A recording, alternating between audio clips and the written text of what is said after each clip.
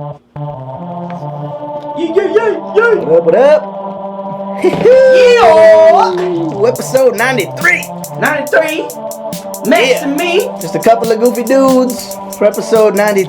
Man, I wish it was episode 92. That would have been a good rhyme. But episode 93. Episode 93 of Host Accountable, me and Maximilian. Woo! The original duo. Decapalanari. Hey,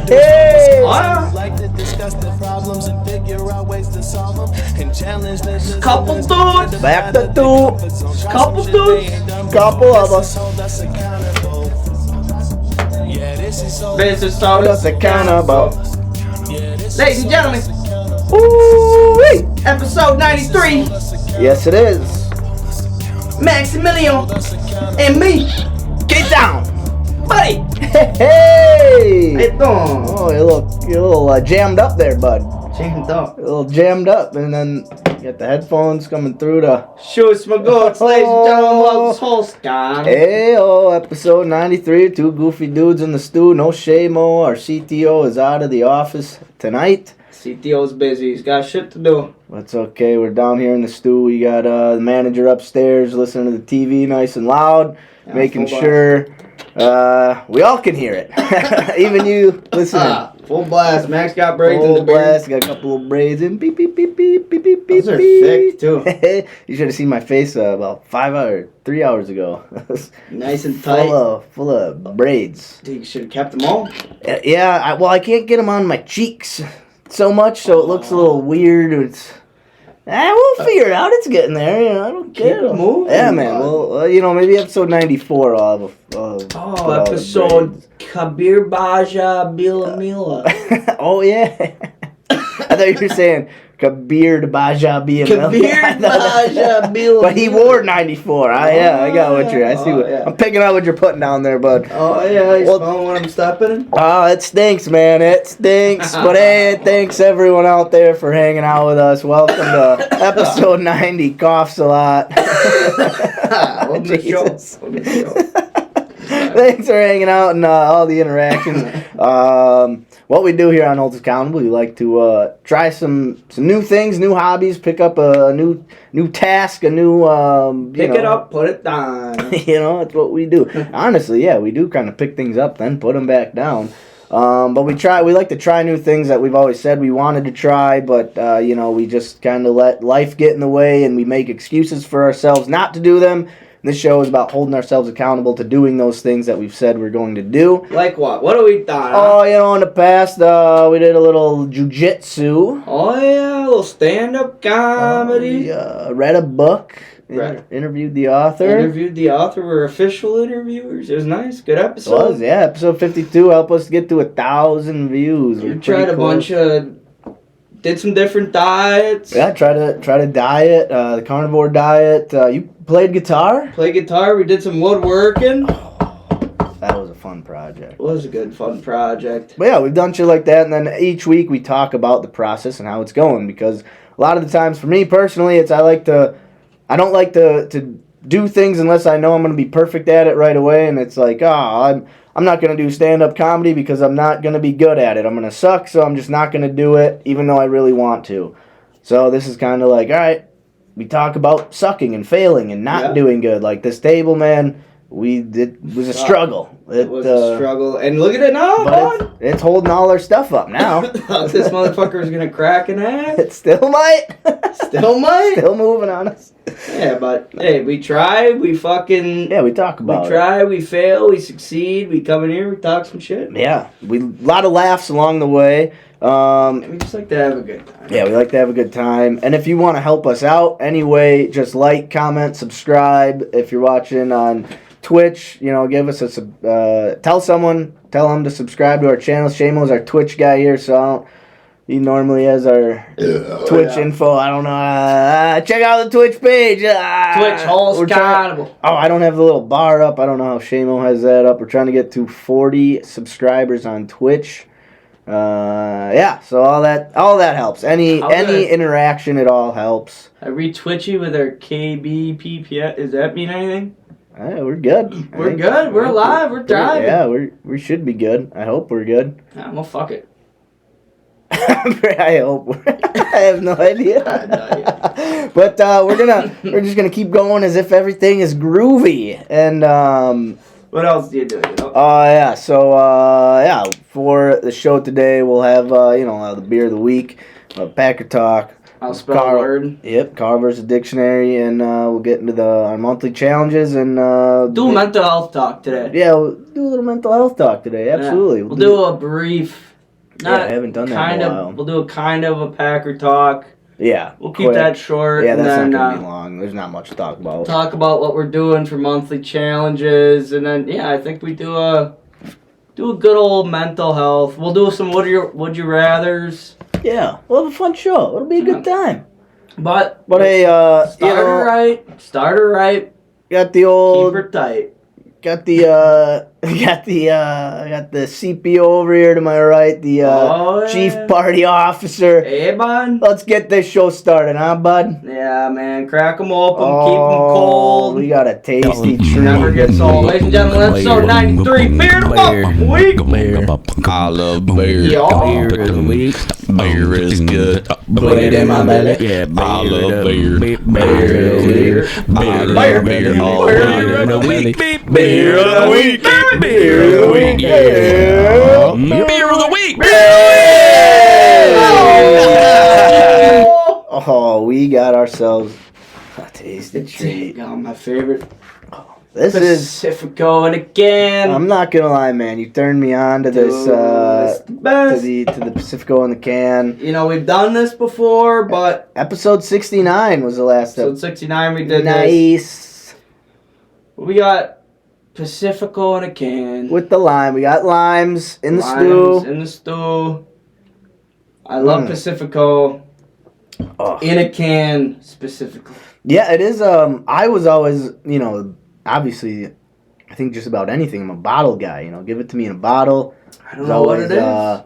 Was always, I'll take a Pacifico in a bottle. And then you're like, no, man, you got to get it in the can. In a can. And it is better. I don't know why it's crisp. better. I don't know. It's more crisp. It's like a Coca-Cola in a can. Right. Crisp. Although I'll take Coca-Cola out of a bottle though. Really? Like a glass bottle? Yeah. Yeah, I'll do that. Not a plastic bottle though. Yeah, no, not the plastic stuff. Yeah, glass. Glass bottle. Oh, Shamo, 10 out of 10. Cheers. Oh, he must be watching. Okay. We must be doing it right, huh? The CTO. Oh, CTO. Hey, bud. All right. Yeah. Well, we got a good read here. Yeah. Oh, yeah. Fill us in on this. So, who brews Pacifico? Tell us about it. I got the cough. Guess so. Who needs me anyways, huh? Trust me, bud. Trust me, we need you, bud. We need you, bud. Oh, boy. Born... Alright, we're gonna talk Pacifico. Discover Pacifico, huh? Oh, yeah. Born in Mazatlan. Say that again for you. Born in Mazatlan. In 1903, three German brewers established Cerveza del Pacifico in a small Mexican port town called Mazatlan. Get the fuck out of here. This Mexican beer is brewed by Germans? A couple of Germans. God damn it. Going for spring break. Said, you know what? Let's go to Mazatlan. They said Sprechen Sie Pacifico. Mazatlan. Mazel tov. Hey. Mazatla with the dash on top. And Mazatlan.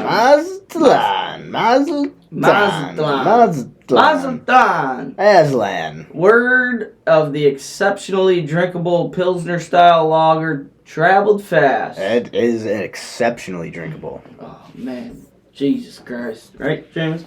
Have a drink to that.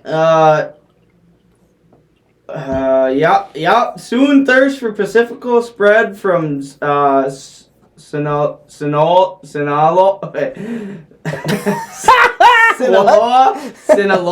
up the rugged Baja coastline. Thanks for giving me the word. Found in Baja. Baja! Oh, wait, am I?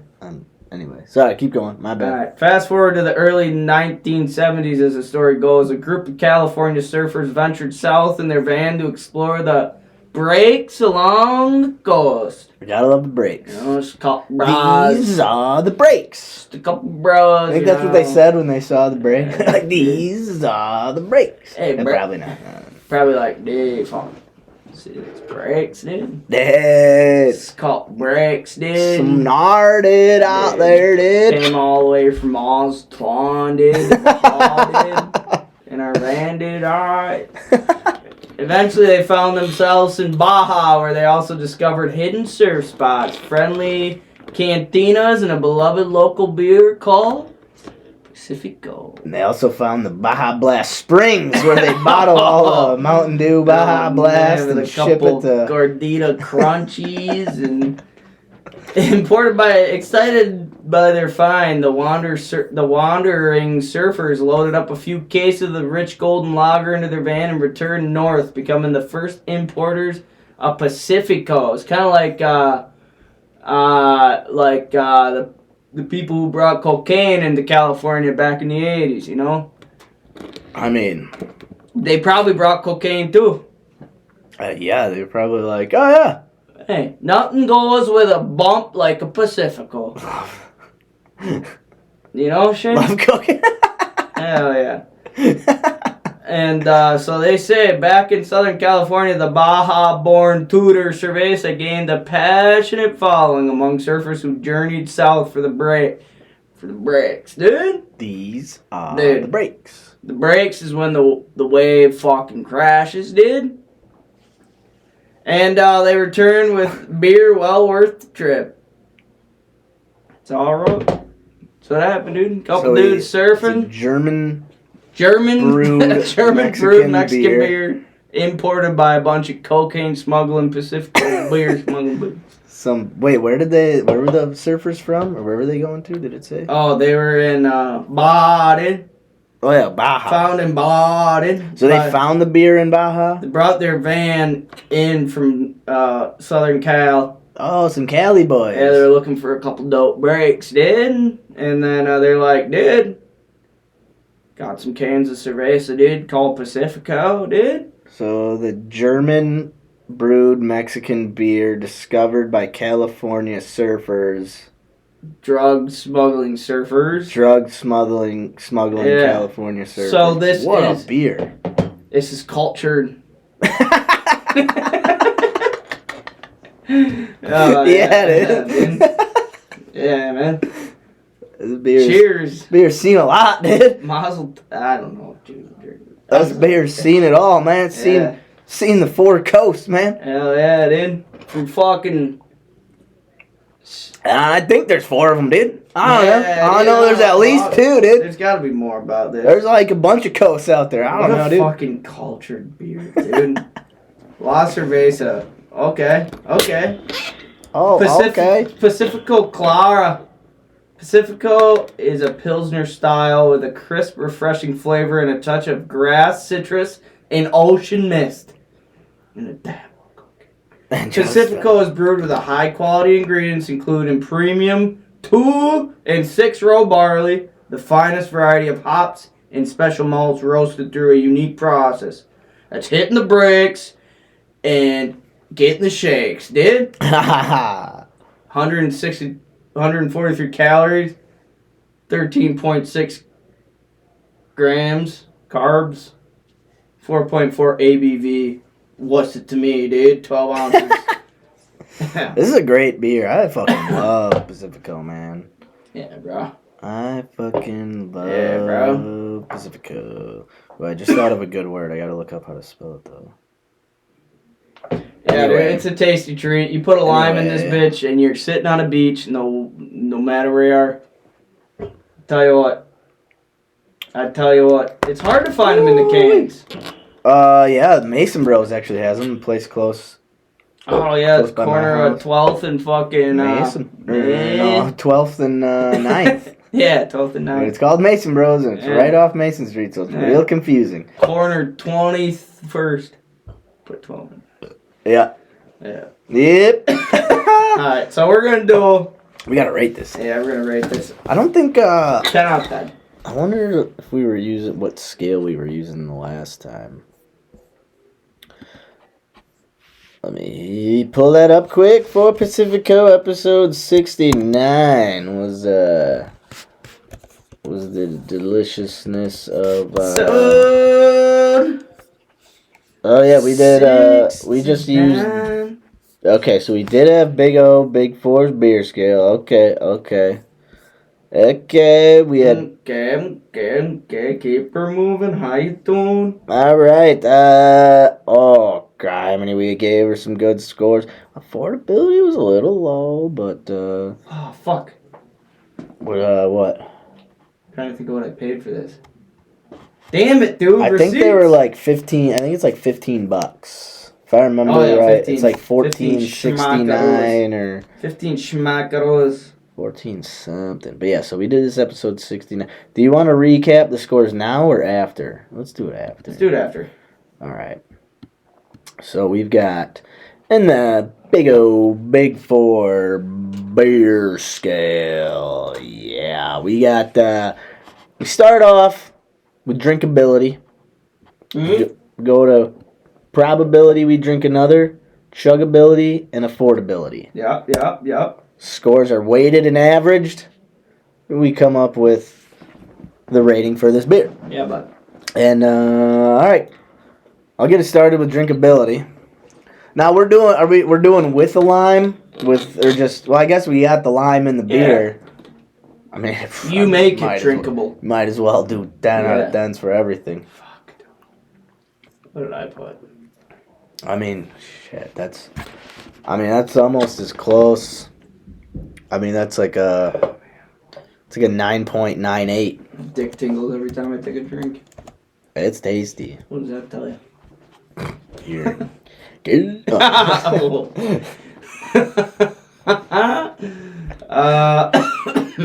I mean, 9.9. I've been saying it. I've been living and dying by it. I just so good. On a hot day? Pacifico on a lime on a hot day? On a cold day? Oh, man. But especially after you've done like... You've done some yard work, you went on a hike. It's like, what's that? You mentioned Shawshank Redemption. Yeah, when they're on the roof. This is your... Drinking a couple pops. After tarring a roof all day. Oh, man, I tell you what. This is your Shawshank beer, huh? Nothing like a fucking ice cold Pacifico with a lime after cutting a couple linear feet of oak, you know? Tell you what. Fucking nothing beats. Couple of linear feet. 2 linear feet of oak. I really need a fucking Pacifico after 2 feet. I turned that saw on. I said, damn, I could use a beer. Okay, what? Probability I drink another? Well, Jesus, I mean... Alright, this is the scenario. It's, I'm just gonna go another 9.9. I mean, you can't really, like 9.97 You're sitting on a beach in the Bahamas. Like, I would do this over a Corona Light. Over a Corona, over a Modelo, over a fucking Miller Lite. Oh, yeah, Bud Light, honestly. I saw some comedian, he's on stage drinking a Miller Lite. He's like, Miller Lite, the one beer that says, showing up, and I'm going to drink 17 of these. Did like a whole what do you? Oh, sorry. Oh, first time chat. It's just a big ass. And then feeling shaky. Oh, yeah, that's a fucking scam. I say we do it. Let's go for it. Let's see what happens. Let's see what they could provide our channel. Mm-hmm. What do they need? You need my social security number? You got it. You want my debit card? You got it. I don't care about it. Driver's license ID? You got it. Fuck it. Whatever you need to make our channel pop. Seamus, what's your social? Yeah, and your credit card number. Yeah. Give it to them. Send everything to... You're our CTO. AF Oxygen... Grandpa? Grandpa. Hey! Oh. Son of a bitch up there. Sneaky fucker knows exactly what he's doing. Okay, I believe it. Is it bad that I use the last 4 of my social for all my debit card like pins? They say not to. I mean, yeah, it's probably not the best idea, but Still do it. I mean, I don't think anyone's don't say what. Oh, who knows my social? I don't even know it. I know the last 4. Yeah. If somebody could let me know the other numbers, that'd be sweet. Dude, someone would go to like steal your identity and they'd be like, "Ah, oh, wait a minute. He don't even know. I don't want this guy." Yeah. Wait. No. Wait a minute. I'm gonna have to like do work if I fucking steal this I had to work to even start the guy's car. What the fuck is going on here? Can't buy a car without red flags going off. Jesus Christ, I don't want this guy's That's identity. why I just keep myself the way I am. Because I'm full. Nobody wants to fuck with me. Nobody's gonna steal my car. Nobody's gonna steal Nobody's my stealing identity. shit from me. Yeah. Alright. If you Let's. steal his identity, guess what, dude? Scammer got us off track here. All right. Alright, what's your prop back? Are you 9.9 again? Or are you gonna go 9.92. 9? Okay. 9.2. Alright. Let's see. Chuggability. Well, I'm gonna need another one. Oh man, yeah. Fill me up. You need one? Yeah. I'm trying to find my coworker to tell him that we're live. He says he goes to bed too early. Ah! What up, bitch? Oh, fuck. Thanks, bud. Couple of limes for the guys, huh? Oh, you know it. Couple 2 3. Don't mind if I does. Getting a buzz. Feeling the fuzz.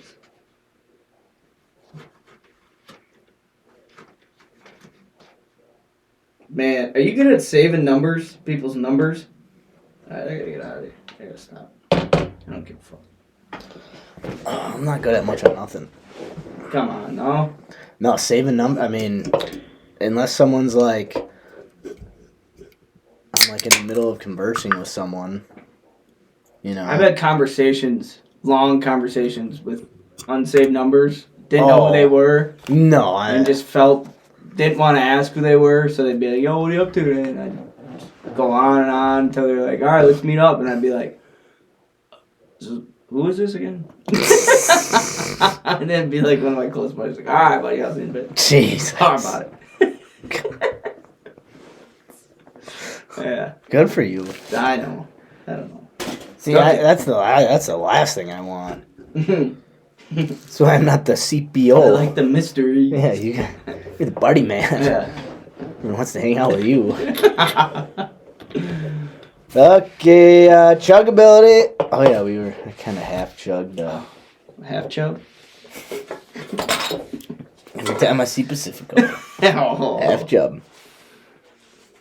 That's how I drink my Pacifico too. Keep my fucking shirt on. So shout out to you, dude. Oh man, I just feel like I'm on a beach somewhere when I. Dude. It's easy to chug, but it's almost like you don't want to because it's so good that you just want to like. But I mean, Grimey, like just a solid 9. I mean, it's a 9. it's a 9er, dude. I don't really know what a 10 would be like. Like I don't know. I mean this. Yeah, this is 9.5. I'm gonna do 9.5. Like I'm saving my 10s. If something had like Something like they you make know, a beer that. with ice cubes in it and a lime. Yeah. Alright, No, he's 7. they're in college. Yeah. I like how you knew right Oh, boy. Boise boy. A first little dicey affordability. Well, he's like 50. Yeah. It's not bad. Also- Considering how Pacifico. I'm gonna go. I mean, considering it's still under, like what, $1.15 a beer. Yeah. That ain't too bad.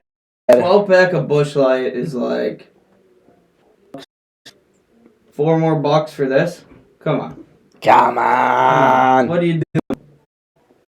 I give 5. 8.58. Had to really make sure to get technical on that one specifically. I mean, it's worthwhile for me. Hey. Doing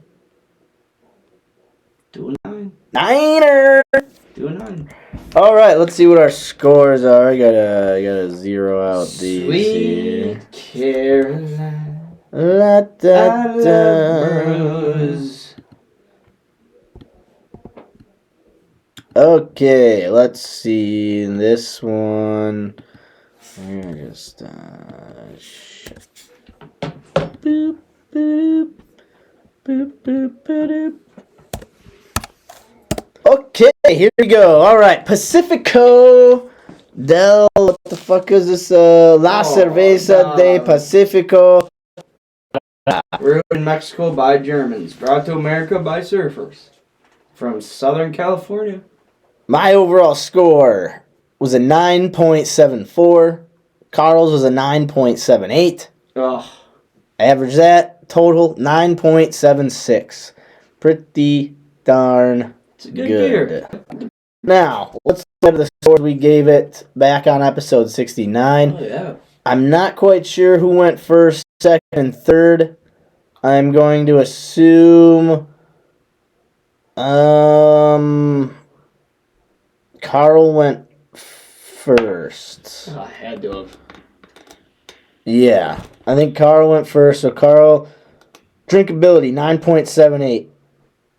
Wow, chuggability 8.3. Probability you drink another 10. Affordability 8.5. That's about right. Seamus had to have gone last. Yeah. He's always a fucking stinge. It's a fucking And then, shit beer. Yeah, wow. I gave it kind of low scores too here. 7. No, actually not bad. 9.12 for drinkability. Chuggability was an 8.12. Probability I drink another was a 10.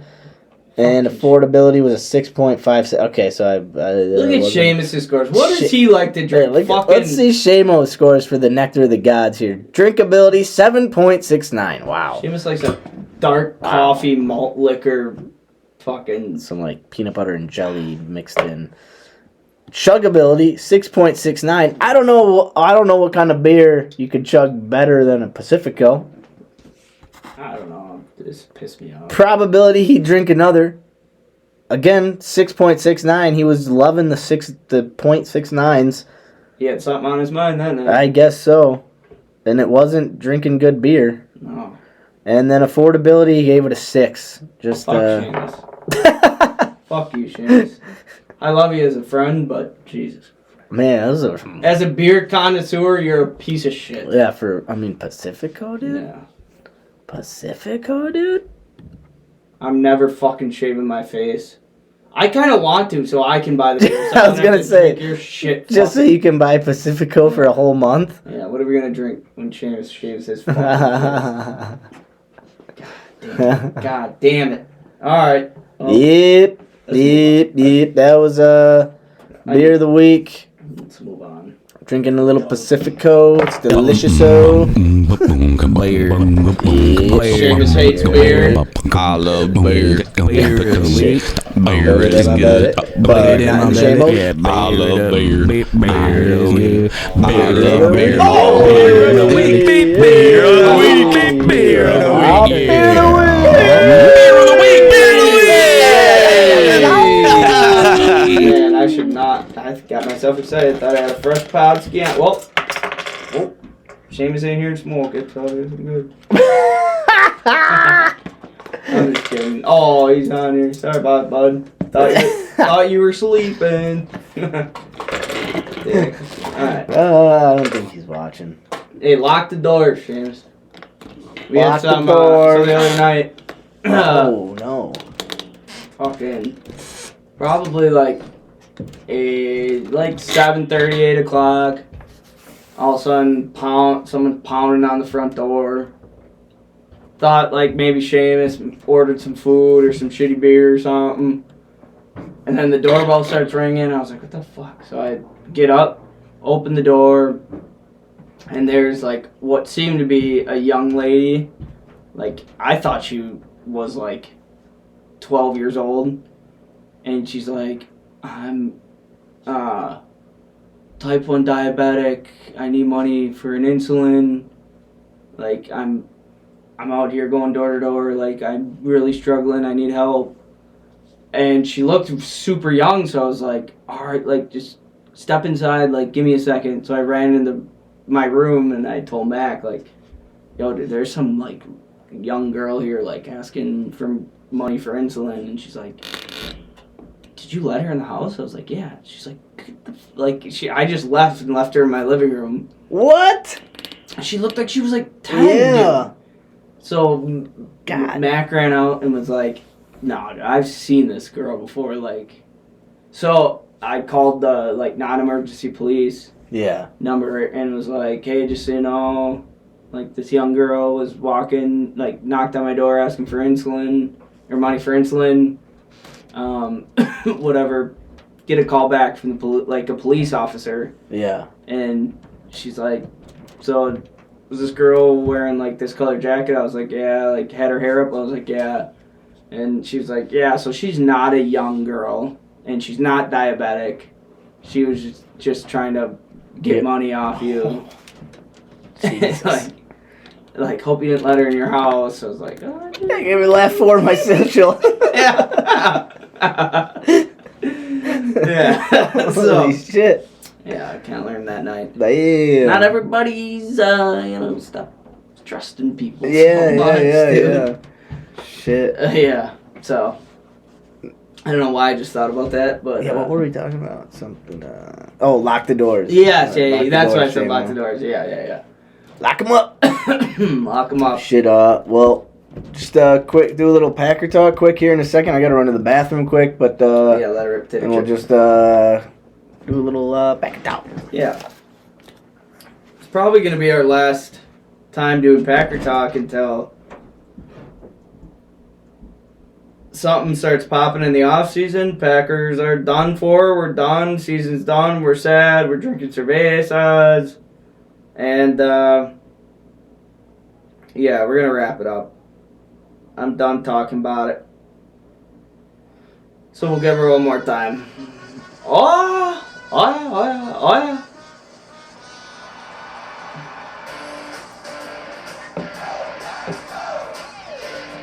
Oh!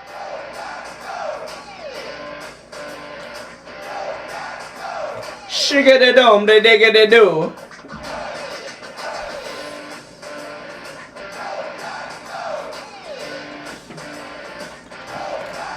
Shout out to everybody listening. Probably just Seamus.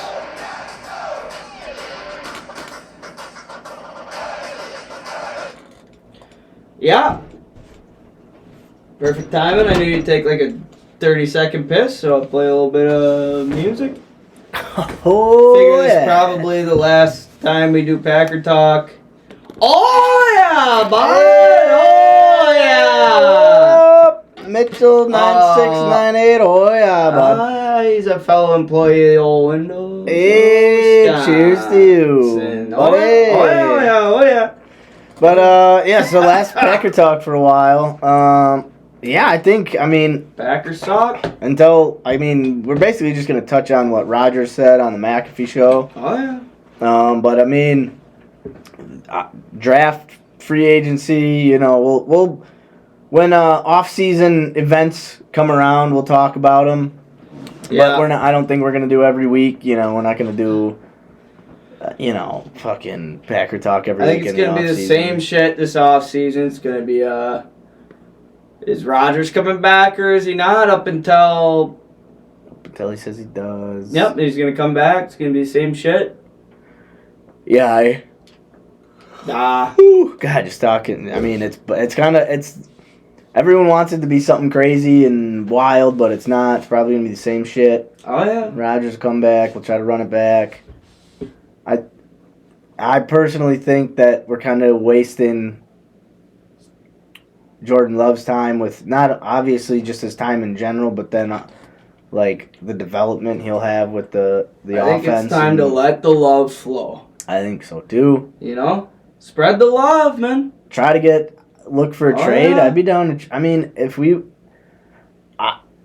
trade Rodgers, trade Love. Oh, no, Rodgers. Rodgers. Trade Rodgers to the Jets or the Raiders. If they whatever. Some. I think Brady's going to the Raiders. You think so, huh? Yeah. I think Rodgers is gonna stay put in Green Bay. I think so too. I think Love's gonna go to the Jets. You think so? I don't know where else. I mean, he's under contract, so he can demand a trade if he wants, but what do you think's gonna happen? Okay, off topic of the pack, real quick. Sure. What do you think's gonna happen in San Francisco? San Fran? I don't know, man. I got a lot, so I'm in a fantasy football playoff league, so you draft players, and then it's just a total accumulation of points, and whoever has the most points at the end wins. I got a lot of San Francisco players on my team. McCaff? So I got McCaffrey, I got Debo, and I got Elijah Mitchell. Ooh, so shit. I need San Fran to go to the Super Bowl. So I hope they go to the Super Bowl. I hope Purdy is their guy. I hope Trey. I don't hope Trey Lance doesn't play well, but I hope that he just is so athletic. He's like an athletic freak. I hope he for the Packers doesn't see his full potential. Yep. Because if that guy could just put it all together and. All right, I say we do Packer talk like this. What do you think? What do you think happens in the offseason? Yeah. What do you think we're gonna look like? Okay. At the start of next season. We'll end it at that. All right. Off season. I got a smoker's cough. Yeah, you do. Dude, lungs are packed. Just cut so much goddamn wood. All that sawdust, huh? Sawdust and fucking nicotine. Man. Do you hit your All day. little stick while Just you're non-stop. I Yeah. gotta stop. Yeah. I might just go back to smoking heaters. Hey, Because I can only smoke them inside. Or Right. outside. outside. Well, if you're Wavy, wavy Davy, yeah. you smoke You whatever don't the give a fuck you fuck. want. But, yeah, I might go back to smoking. I don't think he knows. I don't think there's a difference between outside and inside. He's just like, it's the world, man. It's the world, dude. The outside is the Yeah. outside, man, for the world. I That's asked the way you look at it. If there's no walls, we're all outside, We're all man. I asked him the other day. I was like, dude, it's getting cold. How do you just go outside all the time at home and smoke heaters? He's like, outside, dude. You think I smoke heaters outside? Oh, no. Jeez. Shit. Wavy day. God, he's got kids, man. Yeah. Fuck, dude. Okay. All right. Fucking Packers off season. Yeah. So there's a lot of there's free agents. I don't have the list in front of me of who's but I think Lazard is gone. Oh, yeah. I think we'll keep Bakhtiari. He's gonna Alright. cost us a shit ton, but I think we'll keep him. I think Rodgers. I think he's gonna come back. I think there's too much potential with Watson, Dobbs. We have the 15th pick in the draft. We can get What? it. We can probably snag a tight end or another wide receiver, or we'll probably draft a defensive guy again. We'll probably draft a defensive end or a linebacker. or Yeah, something great. But we honestly could use another outside linebacker. I don't know when Rashawn Gary's gonna come back. He got hurt week 8 or 9. So I kind of forgot about him. you're looking at a week 6, 7 return probably. So that's a full year, maybe a little sooner. Yeah, draft somebody from Georgia or fucking Alabama. Don't draft anyone from TCU. No. Although they have a good wide receiver. They got a couple good wide receivers. They got a running back who reminds me of Aaron Jones. Actually. Yeah, he's a dog. But no, yeah. Who are the other guys? I think Amos. I think he's coming up on a deal. You probably want to try to keep Amos just because continuity wise and. He knows Barry's scheme because we're keeping Joe Barry. Yeah, Joe. So, probably keep Amos. We're keeping Joe Barry? That's what it looks like. That's what Yeah. it seems like. Which there is something to be said for continuity. And I still think the best route would be to say, look, you've had your time, and like you haven't done it with a championship level roster. I mean, we were there, but there is something to be said for I mean, like just keeping the same head coach even through tough times, even through there's like the Steelers, they've had like 2 head coaches in the past like 40 years or something. You know what I mean? Super Bowls. I mean that. Yeah, no, I agree. I agree. What does continuity mean? Just like I was gonna look it up on my phone while you were talking, so I could be in on it. Like staying together through like continuous. Continuous group moving in the same direction. All right, I'm there. Everything's continuous. Continuous, yeah. Okay, that's nice. CON. But yeah, I really think we're gonna be largely the same. We're obviously going to be younger because money-wise, we're not going to be able to keep some of the veterans we would like to keep, which is the frustrating thing when I hear Rodgers talk about, like, we got to keep these guys. These are the guys I want to win with. He said on Tuesday, he said, I'm not coming back for a rebuild. Right. He said if he's like, if I feel like I can play and the Packers want to rebuild, then, and I still want to go, it'll probably be somewhere else. Right. And he said if they say it's Love's time, he's like, I'm not going to hold them hostage. If they feel like they want to go the younger route, they feel like it's time for Love, and I still want to play, then then I'll play somewhere else. Yeah. But he talked about, he's like, I want to be in a locker room with guys like Mercedes Lewis, Randall Cobb, the guys I like playing next to. Basically just said if they're going to rebuild, he's not coming back. It basically sounds like he just wants to keep his buddies around, like the leadership in the locker room.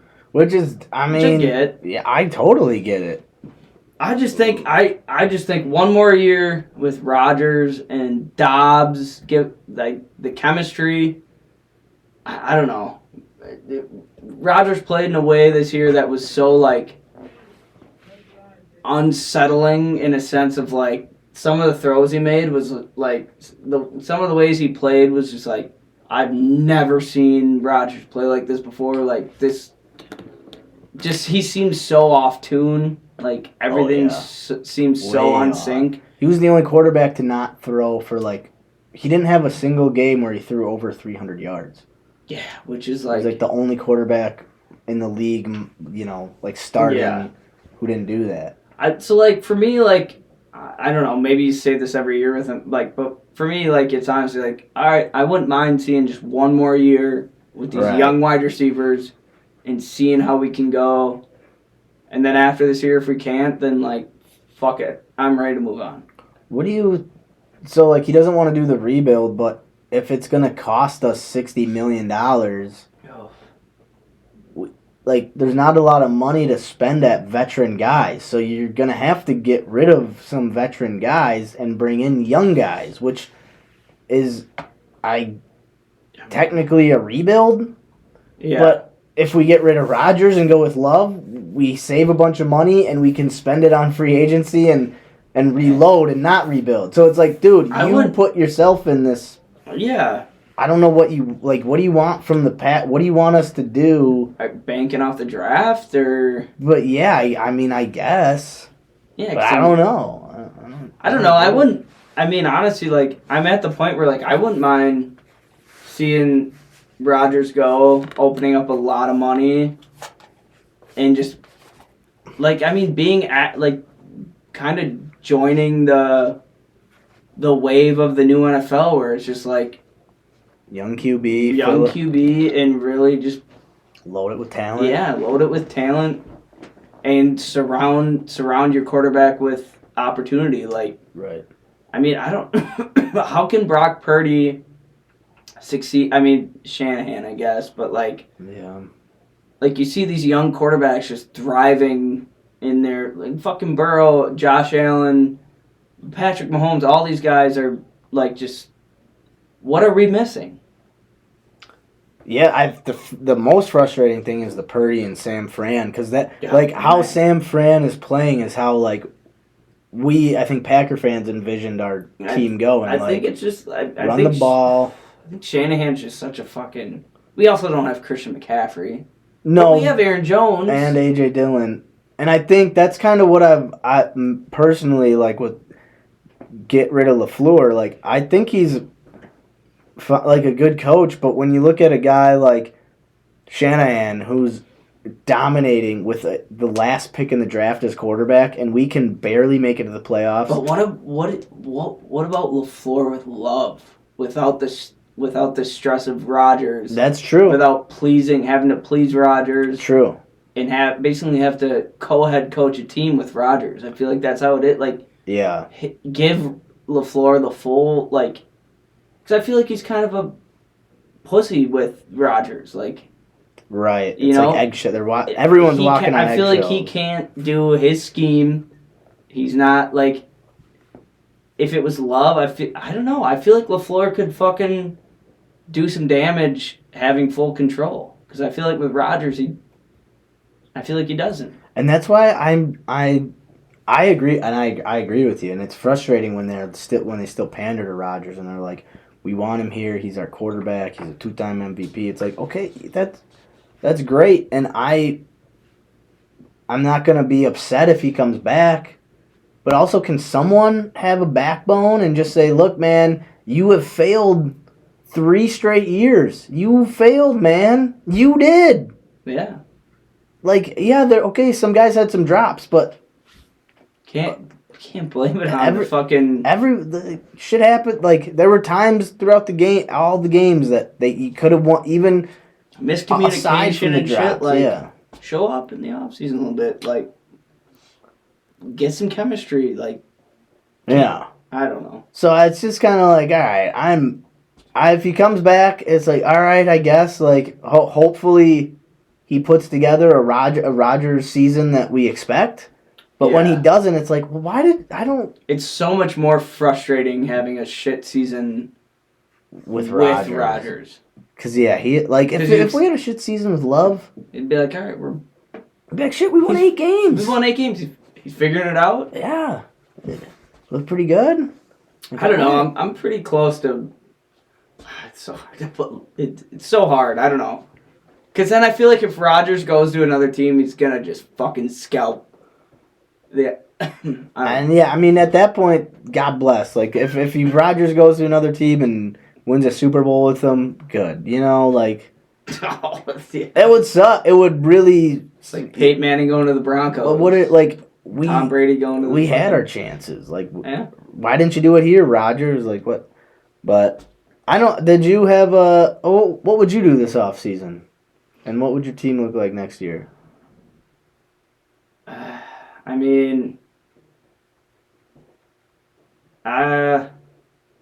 Honestly, I'd bring Rodgers back one more year. Yeah. Give it one more year. Hope the chemistry between the wide receivers and Rodgers gets a little more in sync. Would you try to bring in, I saw something said, DeAndre Hopkins makes sense to the Packers. But... Sammy Watkins this year? That's different. Yeah, Hopkins is... Well, other than the... Yeah, be more aggressive in free agency. I think bring a little more veteran, other than Cobb, bring somebody else. Bring a veteran wide receiver in to help coach the room, but somebody who has some game still, somebody who can be more aggressive.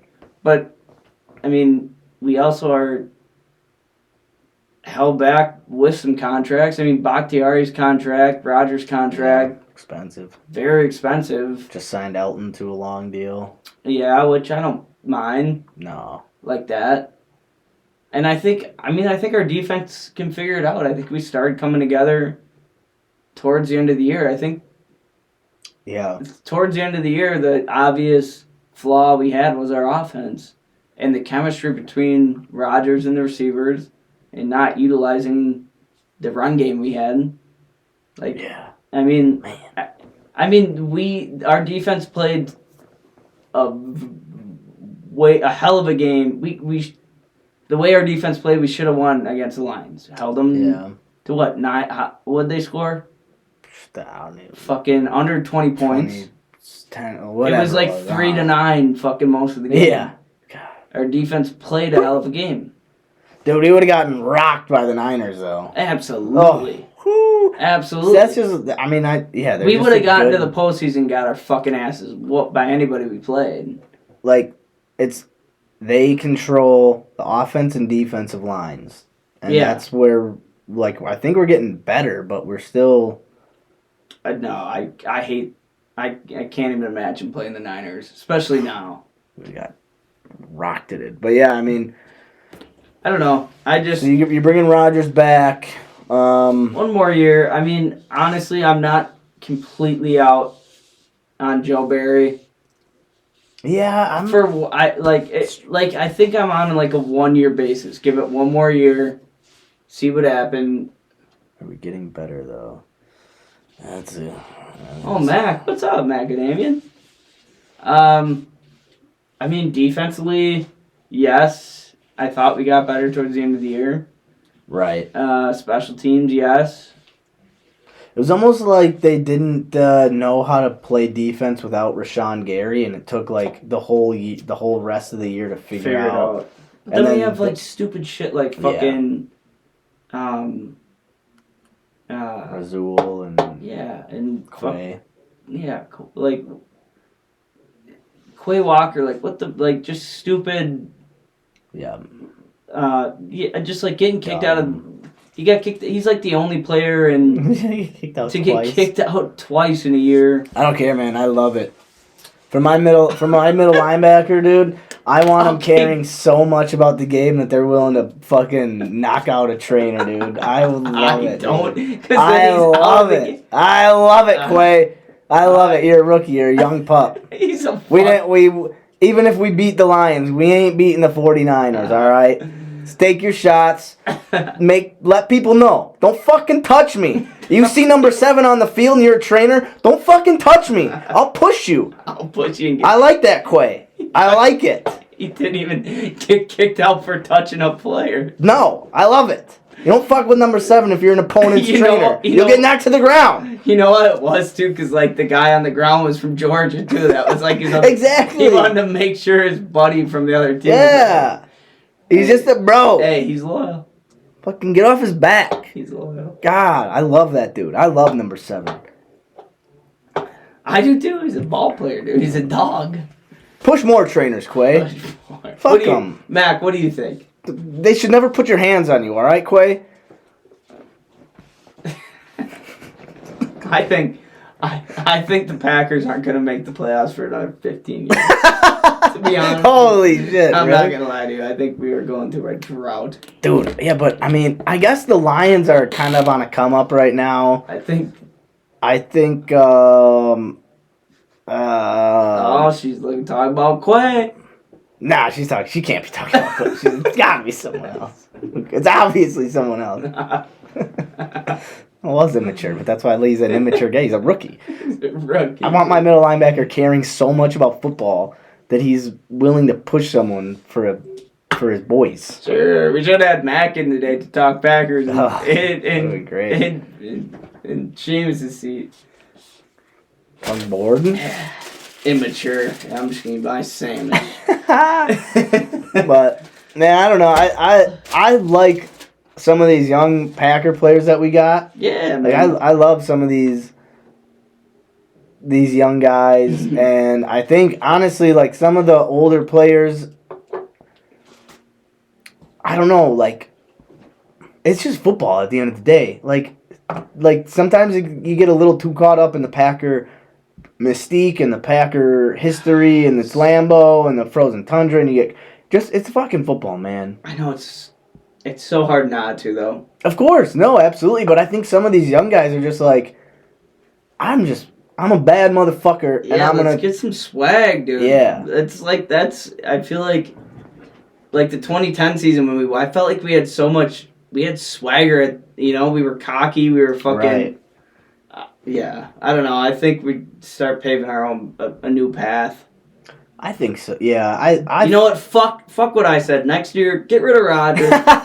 Bring Love in. Youth Aaron movement. Jones. Yeah, youth movement, dude. Yeah. Fuck it. Maybe LaFleur can grow some fucking nutsack and actually run a team over let Rodgers go fucking play for. It's pretty short. I think we could take him. Like He's a little guy. Like you could take him, I could take him, Matt could take him. Fucking. Yeah, he's a little guy. He's a little. Dude. I mean, I can't. I'm a little guy. Exactly. That's what I'm saying. We're both little guys. Hey. Little guys beating up little guys is okay. It's time for the short kings doing a goddamn Super Bowl. That's what I'm saying. That's what I'm saying, man. I'm with him, dude. I hope he wins. With him. I wonder what the shortest coach is to win a Super Bowl. I'm sure Matt LaFleur would be the shortest one. Oh yeah, I found. Okay, that's right. Is that a stat? Let me Shortest see. coach to ever win a Super Bowl. I'm gonna look it up. Shortest. He's like 5. He's like 5'7". Shortest. That's not as tall to me. 5'7" sounds nice. All right, top 5. Oh, Is that an actual stat? who is the shortest coach in the? Oh, Lane Kiffin, I guess, was pretty short. Lane Kiffin? I guess he's a short guy. No. How tall is LaFleur? See, now they're doing like just the shortest. I want LaFleur to grow a beard. I don't like his little pencil thin stuff. Handsome fella, but I don't like the pant. Alright, LaFleur. Sometimes, quit, like Brian Daboll with the Giants. Oh, man. You think that guy gives a fuck about what his beard looks like? I want a big, fat, ugly coach who has a chew-in. Where's Mike McCarthy? Bring Mike Dude, McCarthy. he's dancing with the Cowboys right now. No, I would not. McCarthy was great when he was here, but he reached a point where it just nothing was working. Because of Rodgers. Man, this is all like. Alright, I'm just gonna look up LaFleur's height. All the badasses are short, dude. Tell it. Tom Cruise, he's like my height. He's just a little guy. Let's see.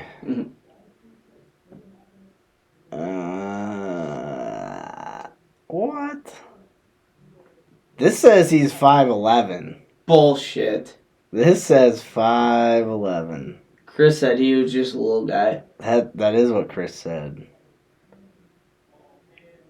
Chris has also been fucking harping on 5'11" and 3/4 for a long time. Yeah, he said he looked down on him. Like, yeah, maybe he looked down like he told me, he's like, he might be your height. That's what he said to me. I don't think he's 5'7", man. We got to get a picture of him next to Rodgers. Maybe he's too short to win a championship. How tall was Vince Lombardi? Oh, shit. It's not about the height, it's about the density. Right. You can't knock over a short brick wall, I'll tell you what. Tall one's easy to knock over. So he might be 5'11", because this is Rodgers with LaFleur. And Rodgers is 6'2", 6'3". So maybe he's like 5'10", 5'9", LaFleur. I don't know. Well, 5'11" might be stretching it. He's 5'9", 5'10", huh? And it is not too much of a little guy. He's not that short. I mean, if he's standing... I should have known. The top of his head is... he's 5'9", 5'10". I don't think he's 5'11", but... Nah, I'm going to stick to 5'6".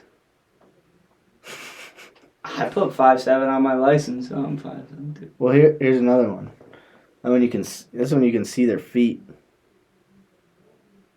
Oh yeah, he's probably 5'10". Yeah, he ain't no 5'7".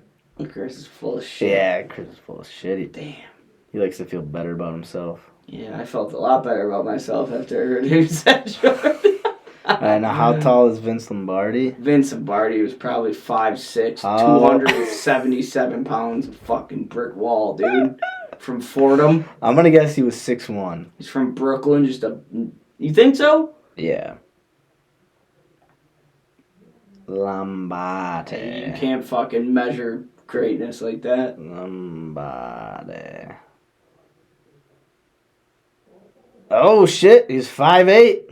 Oh my I was god, way that's what off. I'm I said talking 6'2". about, dude. I should be the head coach of the Green Bay Packers. 185 pounds. The Oh, stocky shit. but undersized Dude. kid from Sheepshead Bay. Sheepshead Bay! New York, right? Yeah, was determined to make an impression on the gridiron. And Just he's a badass, goddamn dude. You dead. need these short, dense motherfuckers. You can't knock us over, dude. Bart Starr, 6'1". Paul Horning, 6'2". I don't even float. He's Too dense. boing, right to the bottom. Right to the Boing, bottom. that was a dumb... Boing. Yeah, when I can't float, I just boing and I fly. All right, who's winning the Super Bowl? Well, I'm hoping it's the 49ers, but I feel like it's probably going to be the Chiefs' defense kind of sucks. Oh, I mean, the tough thing is we haven't seen the Eagles and the Chiefs play yet. And those are This week's really gonna. I want the Jags to win it. This is probably the best weekend of football. Yeah. Because the NFC Championship is good, but like there's so much pressure that it's like it almost like the first quarter almost is like I don't know. It's different.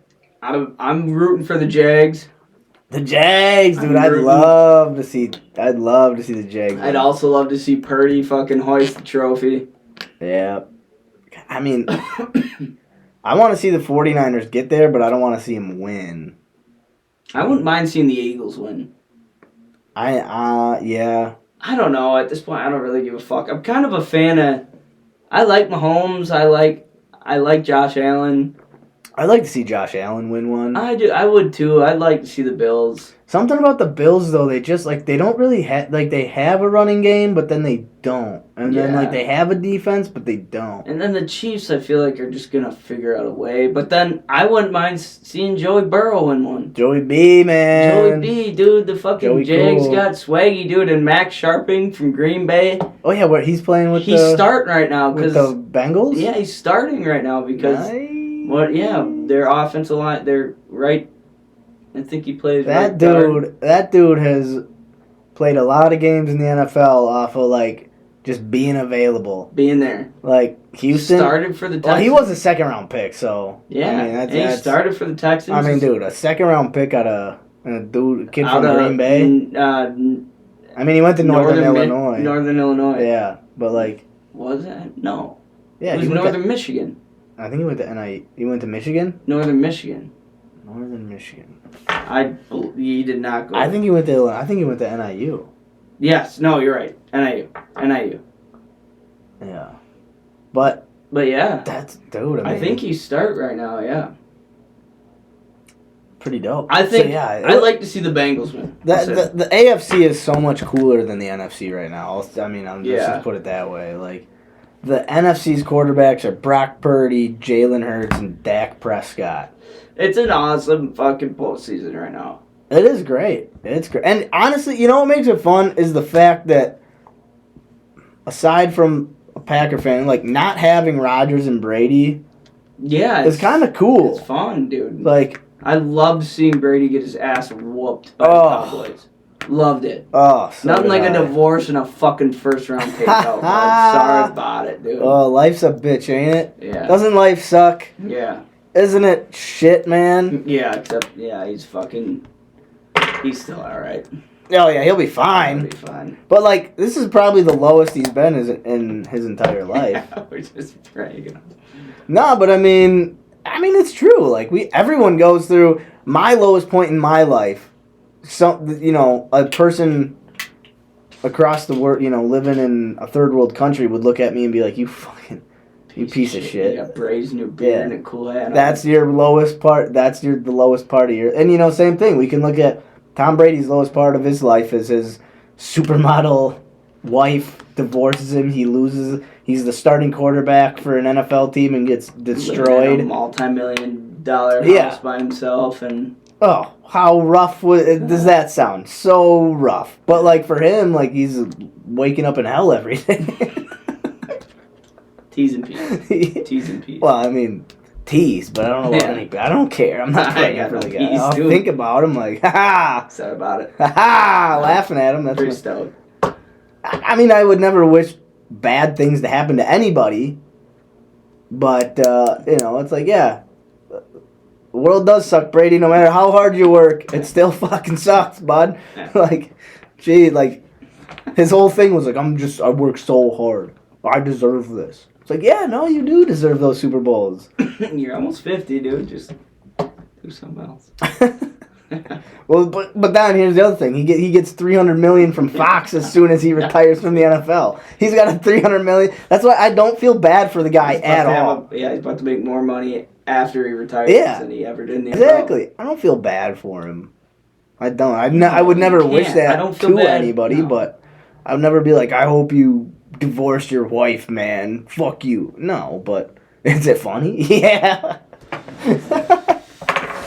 All right, I'm rooting for Joey Burr or the Jags. Joey Burr or the Jags? Oh yeah, I have so that basically I kind of do need the Buffalo Bills to go far. I got Gabe Davis and one of their running backs. Mac, who do you want to win the Super Bowl? If you're still listening, probably TikToking and watching Love Island right now, but Tick-tocking. She watched it. You ever heard of SMR videos? Yeah, dude. She watches those to go to bed. They used to drive me nuts a little bit, but now, not gonna lie, kind of make me sleep. Yeah, I mean whatever works. Yeah, it's. I don't like the soft talking. Yeah. But like the noises. Like pages turning and shit. Yeah, like they have. Yeah. I mean, yeah, I could get that. It's almost like an ocean. I like everything but the talking. Yeah, cause like the mouth is like you hear like this like. At first, yeah, she'd listen to him and it kind of like I'd be like, but now she listens to him and I'm like, turn that up. I like that. Keep my fucking eyes open right now. I'm jamming out right now. This ASMR shit. It's weird, like it's like, but yeah, when they do like that. It's like that. I can't fucking like the mouth noises. I just hit the pen, take a melatonin. Oh, dude, we're heavy tonin takers. Out. We're tonin takers. She watches her SMR, and I watch woodworking videos. Yeah. Go sleep right away, dude. Knocks you out. Yeah. Yeah, I watch subrogation videos before I go. I'm gonna pee. All right, and then I like to spell. Oh yeah. I got a word for it. Got a word for the young pup. It's gonna be interesting. I feel like it shouldn't be hard, but it might be hard. Well, we'll see. And even if he doesn't spell it right, I mean. It just gets passed on to Shamo, who has to spell next, so I might give him an easy word just so Shamo has to spell. I don't think Shamo's listening, so maybe I'll just give him the word difficult. Can you spell difficult? Because I couldn't spell it at first. I thought there was only one F in it. Jesus. Not too smart over here. I don't even know how... What word did I spell right? I don't remember. That's all right. It's Carl versus the dictionary coming up. I got a good word for him. It's the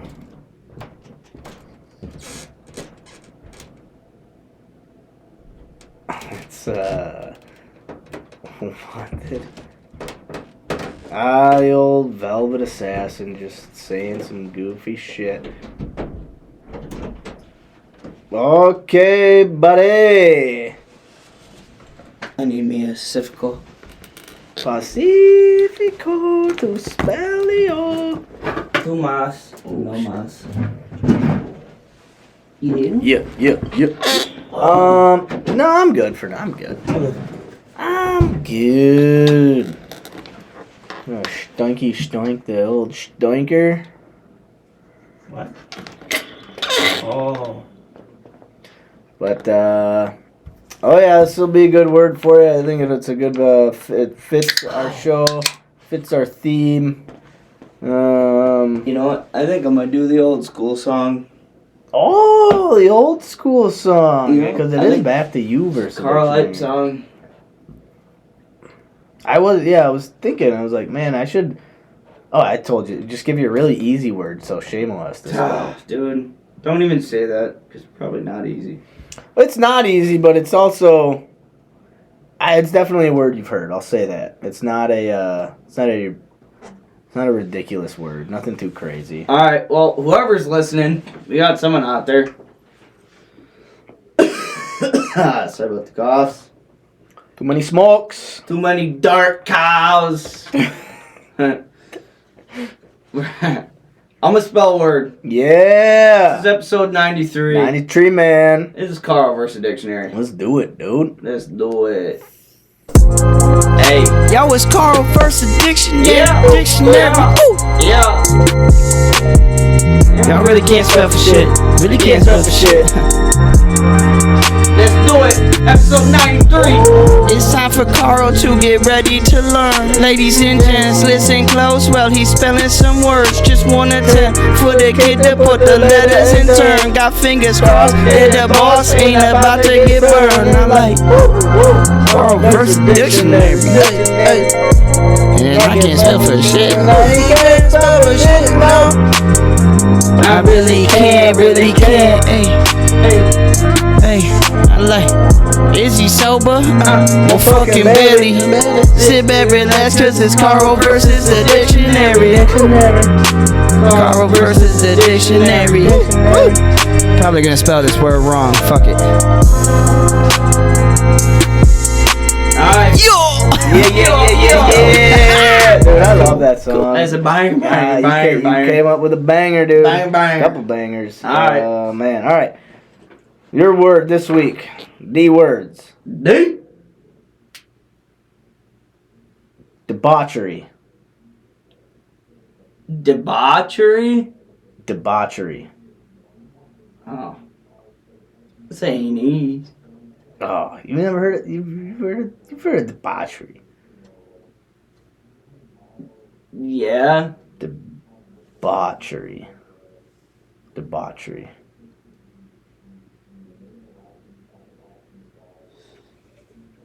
Debauchery. I think I'm really gonna fucking spell this very wrong. Alright. Like, I really think badly. Okay. I mean, you might. Like, I think it's gonna be bad. It could either be. I think it's either gonna be really bad or really close. I think it's gonna be really bad. I think you're gonna be either be off by one letter or by like 4. I don't think it's gonna be like DEBOCHERY.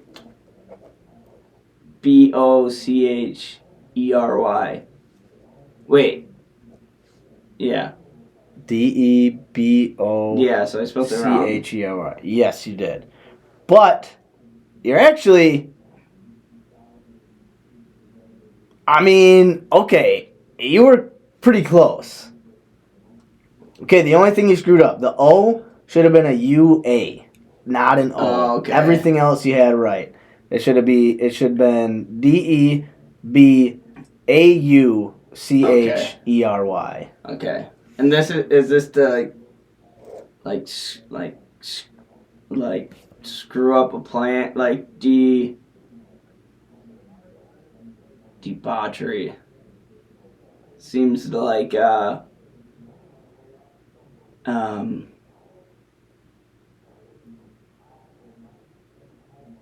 debauchery. It's like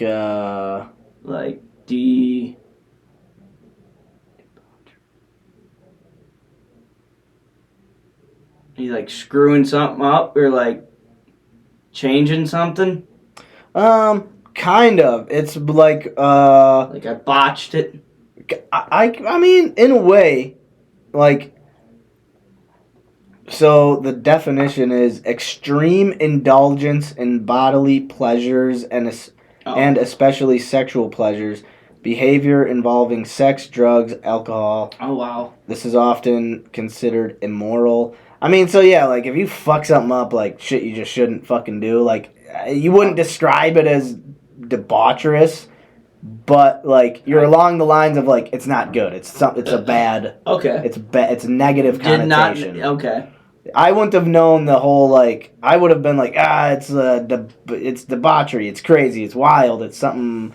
You're fucking breaking shit. You're like throwing shit through through windows. So it's like rock and roll artists from the 70s were just indulging in debauchery, probably. But it's like more so with like sex and drugs. So it's like definitely it's like the like definition of rock and roll. Yeah, pretty much. Like, dude, a band should just be called debauchery. Dude, just fucking debauchery. And they just bang on stage while the fucking electric guitar is going. I bet there's a band called debauchery. If there's not, there should be, because it's literally the definition of what a fucking rock and roll band is. I think I did.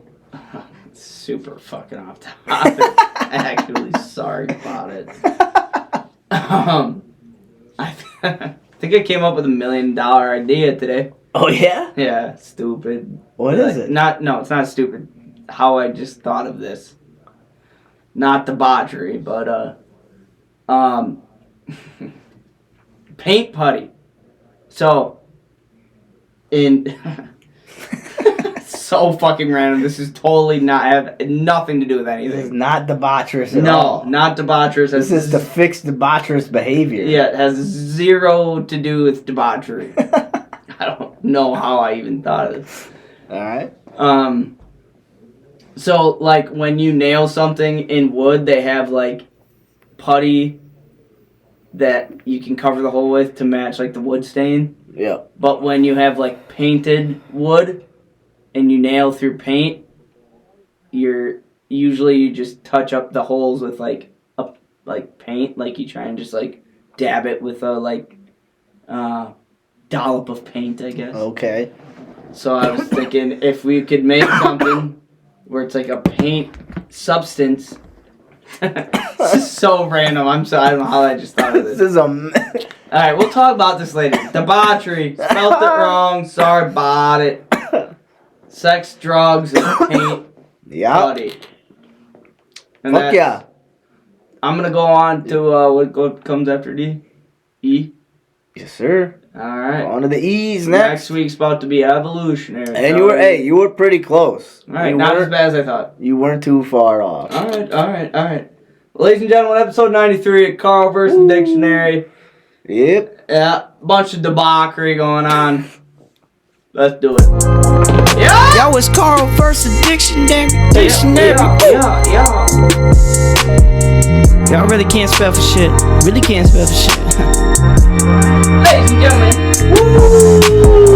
It's time for Kärel to get ready to learn. Ladies and gents, listen close. Well, he's spelling some words. Just one attempt for the kid to put the letters in turn. Got fingers crossed that the boss ain't about to get burned. I like Kärel vs. Dictionary.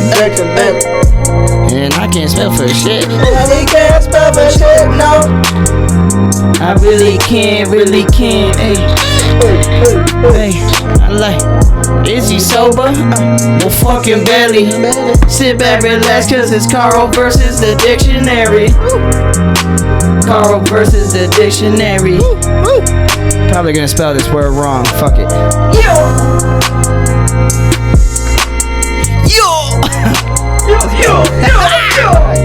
Cool. Alright. Spelled another word wrong. I'm on letter D of the dictionary. Next week we go to letter E. And I'm probably going to spell another word wrong. But I think me and Max are going to move on, talk about a little bit of our monthly challenge. I am making nightstands. I'm going to try and learn how to weld. Max is sticking to stand-up comedy. He's been pretty in tune with that, going to the Skyline Comedy Club a couple times. Handful of times. You're on 4, 5 times getting on stage. Yeah, Skyline, it'll be my it's like 6 times. Sixth time? Next week coming up. So Yeah, man. So yeah, Max is sticking to it. I'm doing something new. Hopefully get a little teaching lessons on welding. Oh yeah, dude, that's gonna be dope. Yeah. That's So gonna be dope. I mean, at this point, I just got the woodworking part started to my project. Oh yeah. All right. Okay. Question for you. Question. Talking monthly challenge. Okay. Okay. What happened with the table? Our table.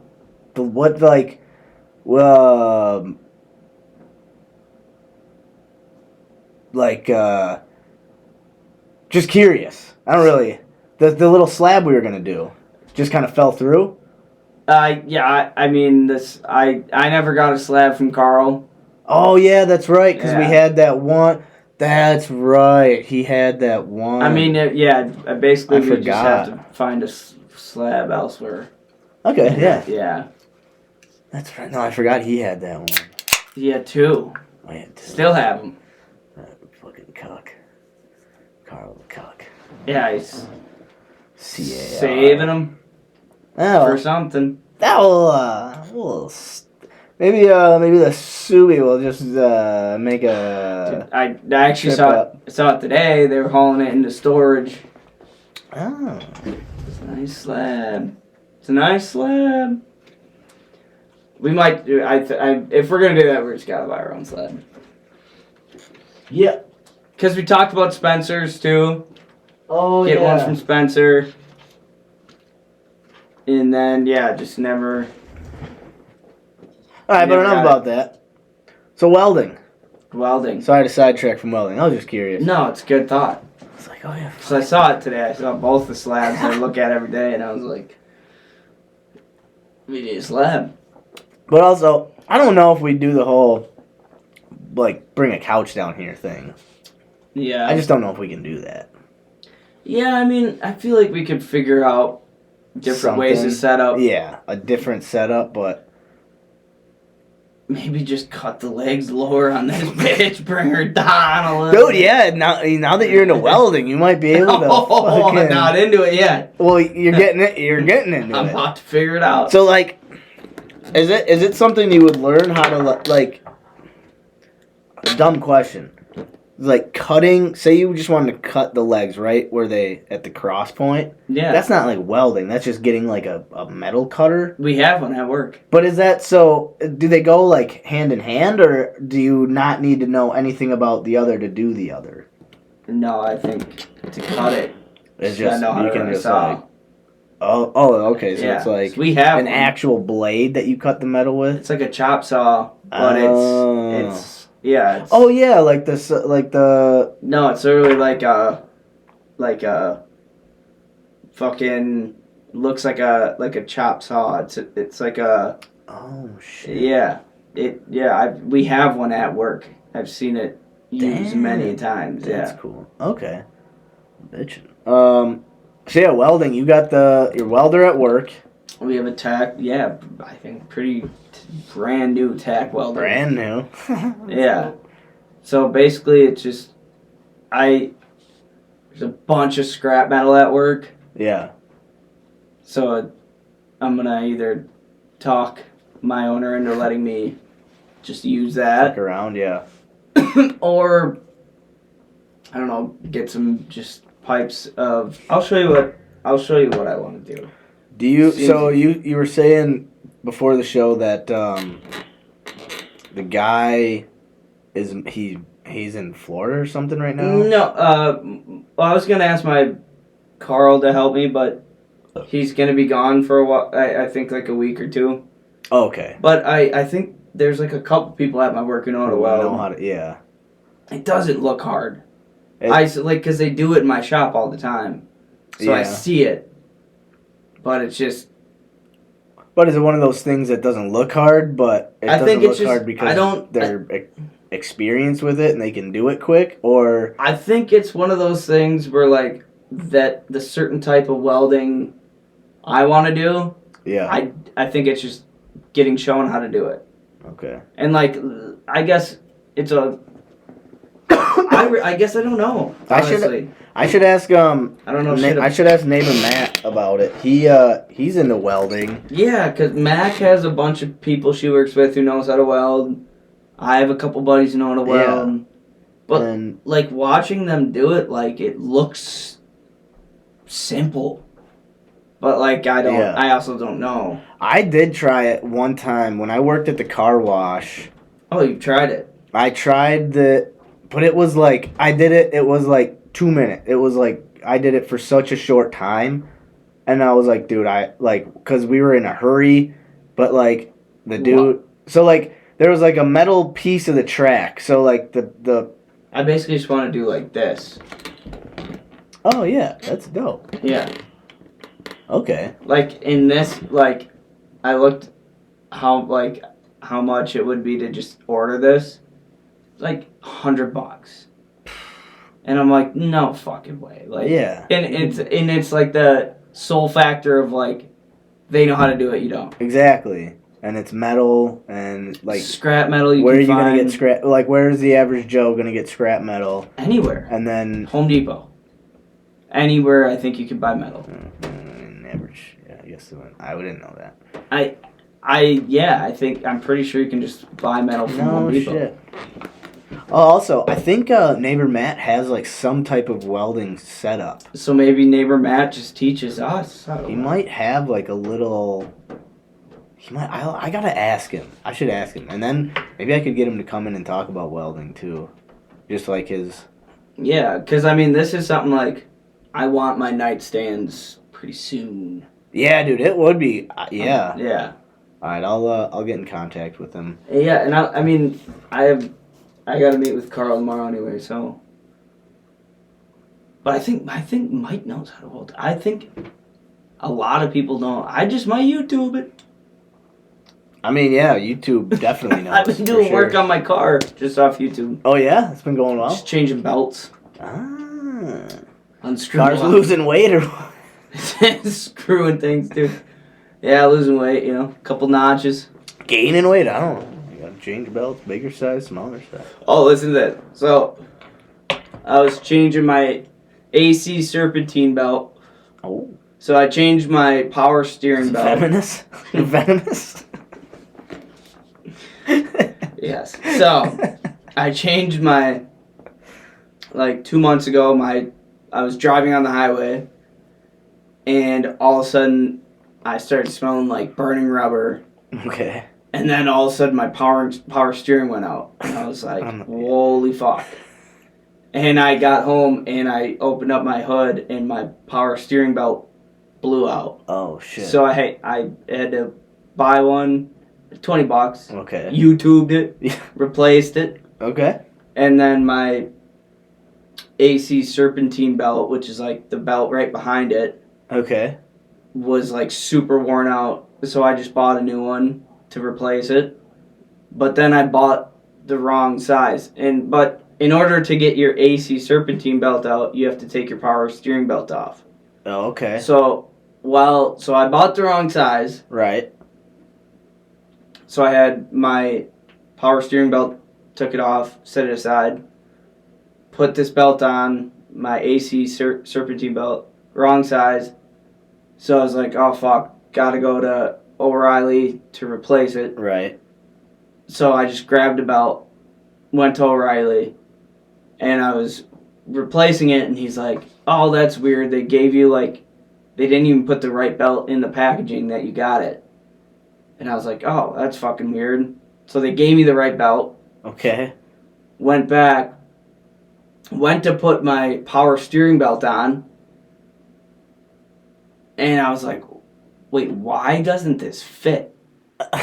My dumbass took my power steering belt off and brought it back and returned it. Shit.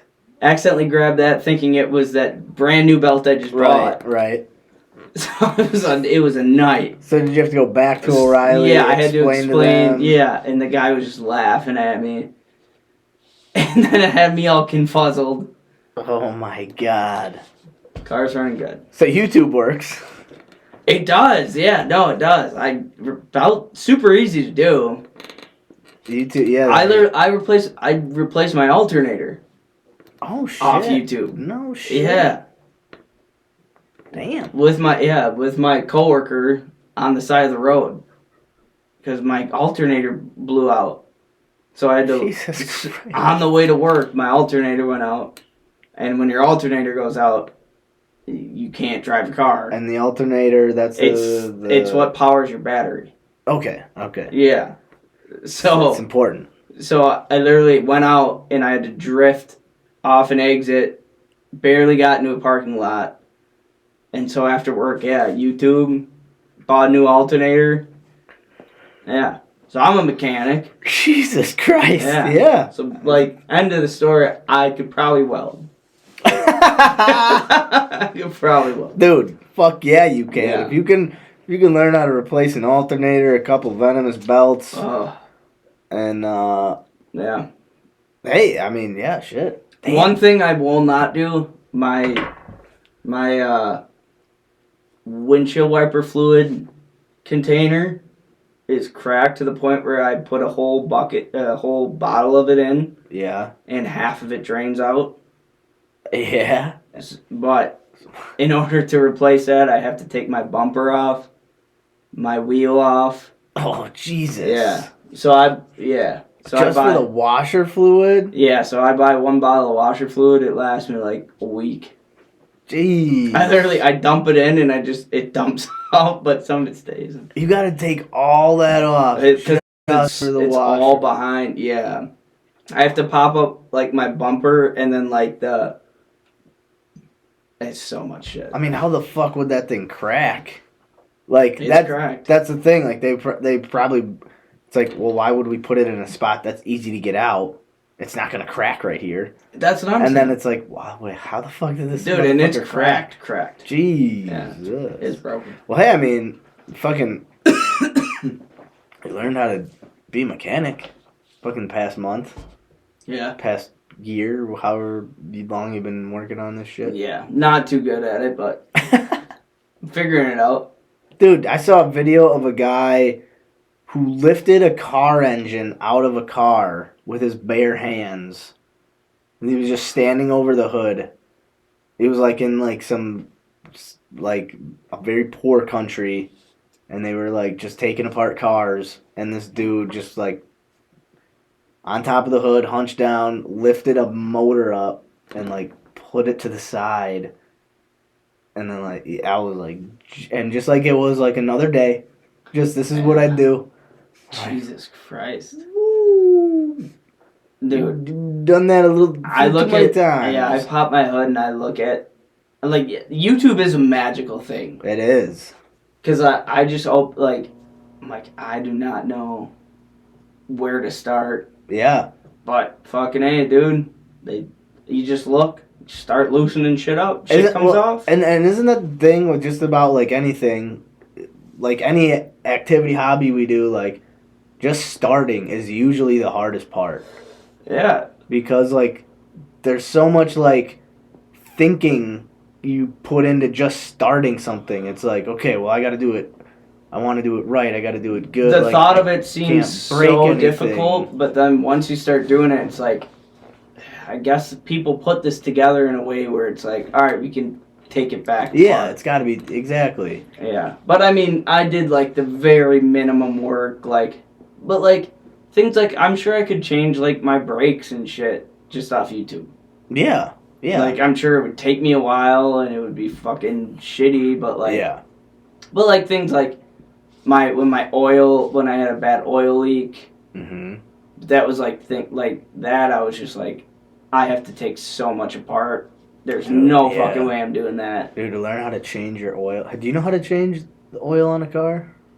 No, I've never done it, but that's a YouTuber. That you could YouTube. Yeah. But, like, you had to change, like...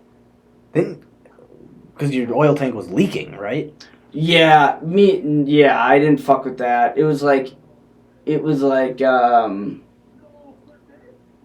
that's Jake. Yeah, that's Jake. Yeah. Okay. That's Jake. Yeah.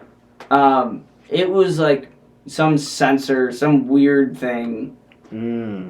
I don't even, yeah. Okay. That was So that's not a. But I mean, yeah, I think you could do if you're focused and like organized enough. I think you could do just about anything watching a video to do it. Right. But like taking so much shit apart and like even off YouTube, like knowing once it's all apart, putting it back together. It's like, yeah, exactly. That's why, like, especially with a car, even with the belts, it was so easy. It's super easy. Okay. It's like anybody could do it.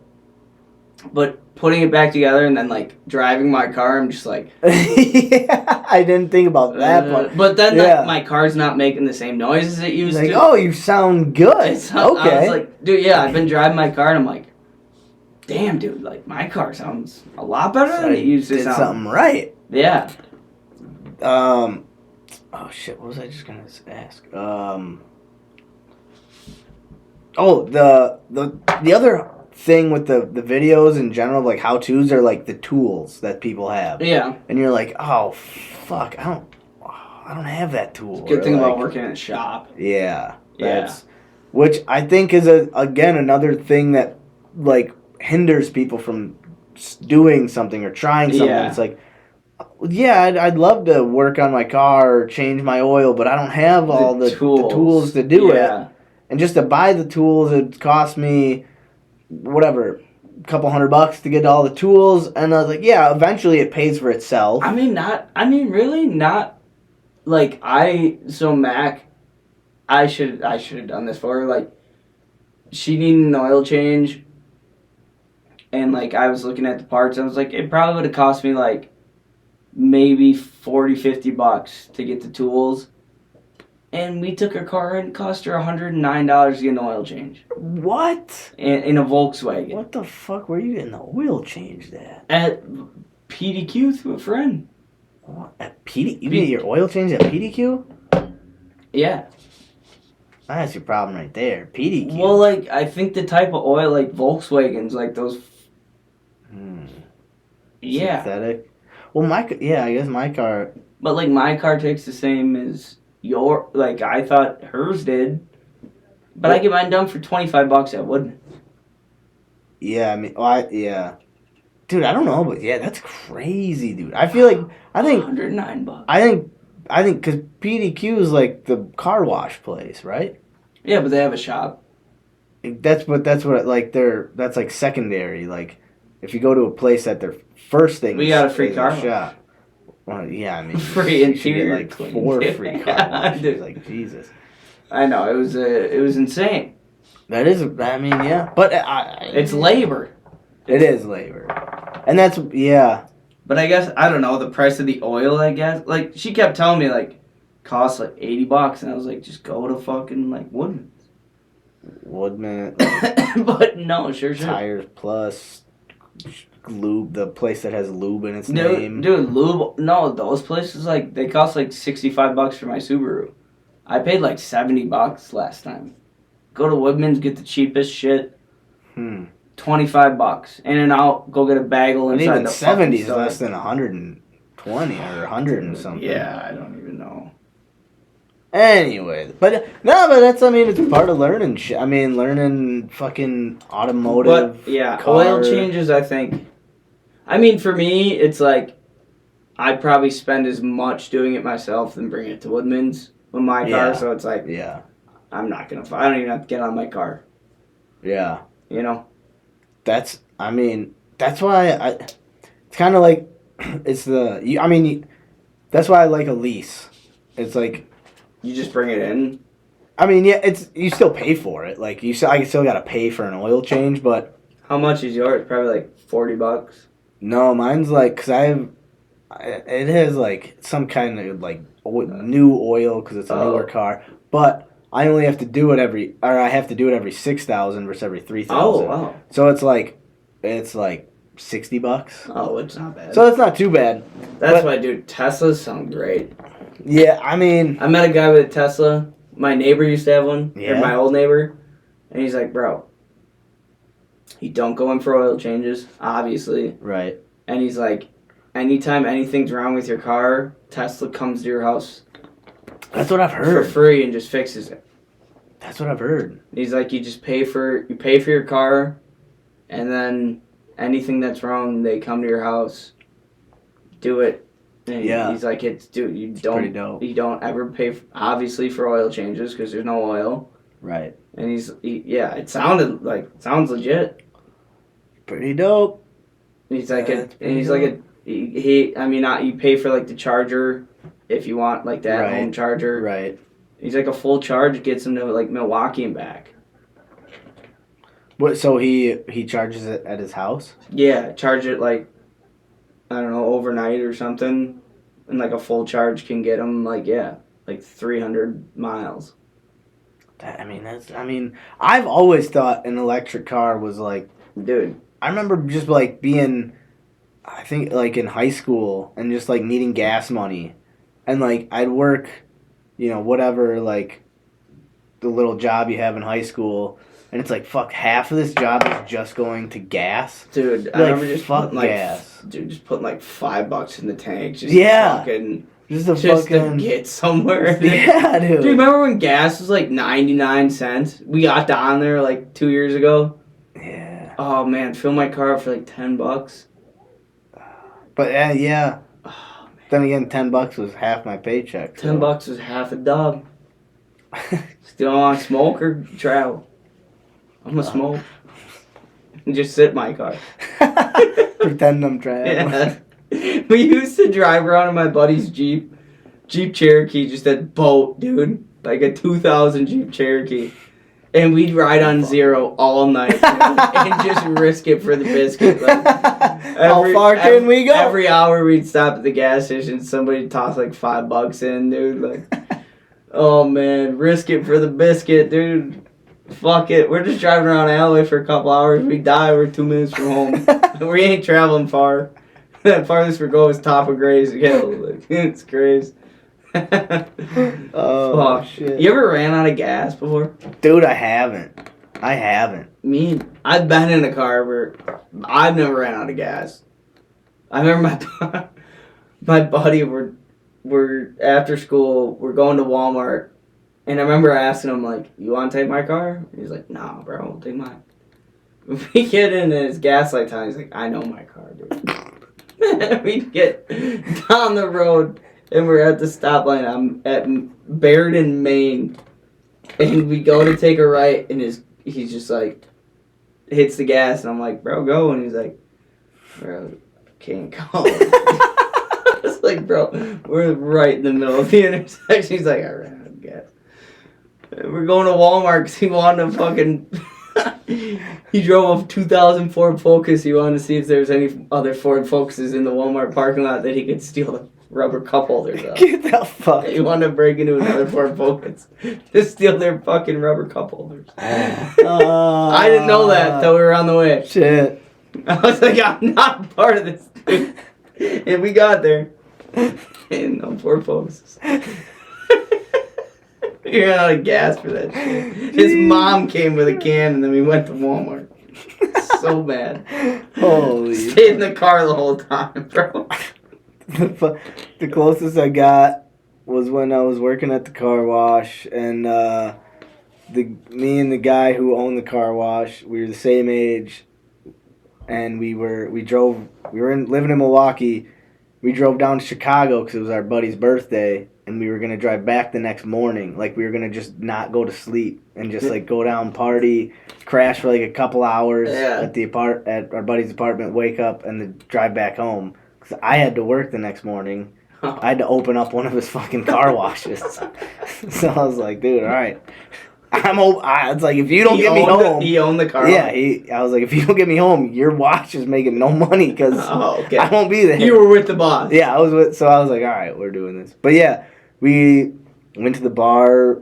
Me and him were just like, all right, we got to go home, crash. We put a pizza in the oven. We both fell asleep, woke up to just smoke alarms going off. Our buddy's apartment was just full of smoke. And we pull a burnt pizza out, and then we wake up. Or try to wake up, and we tried to drive back home, and the whole time his car was on E. Oh. And he was telling me the same thing. He was like, bro, it's okay. My car's got it. We're good. From Chicago to Milwaukee? Dude, like halfway, all right? So, like, and And so he drove the Like first 90 miles. Yeah, dude. It was a Volvo. It was a nice car, dude. And he was just like, put it on cruise control. You're good. Just go. You were driving? Yeah. So he drove like the first half. I tried to sleep, couldn't sleep. And then he drove, and then I drove the second half. He just felt right. He just goes right to bed. I'm barely like, dude, I think I dozed off. Like, Looking at the gas light. Yeah. And like I was like, dude, it's on. The light's on. He's like, just go, man, go home. And I'm like, dude, all right. And I'm just like falling asleep, nervous that that we're gonna run out of gas. Like, we made it barely. That was a dumb. Just fucking driving on fumes. Dude, I was driving on like fucking shit. What are they called? Vegas bomb fumes. And fucking Red Bull and fucking burnt pizza fumes. And then the car was on fumes. Yeah, dude. I feel you, man. Dude, just butthole clenching the whole way, dude. Dude, if I wasn't sleeping, yeah, I would be. But I was I was fucking dozing off the whole, like waking up. Just, oh, we're still on the road. Dude, yeah. But. Oh, fuck that. Alright, so monthly challenge talk. So yeah, we've been so a lot of just kind of like manual shit for you. You got welding. Dude, welding's gonna be cool. Shamo and I were talking. I'm excited, like, dude. It'll be cool to like. We'd love to come down and check out the setup, and maybe you teach us a couple beginner things. After you learn a few things. Oh yeah, do a couple YouTube tutorials. Be good. Alright guys, I learned this next thing on YouTube, alright? So yeah. You're gonna want to put your masks down. Step 1. Yep. And just burn. Burn it. Turn it on and press burn, the button. turn, baby. Burn, turn. Yeah. And I'll be doing comedy next Wednesday. Oh yeah? And I'm not quite sure. I think I've got a couple different ideas for like random shit, but I had this thought of like currently I think I have like some good ideas for like premises of jokes, but I'm not at the point yet where I can like fully execute them. Yeah.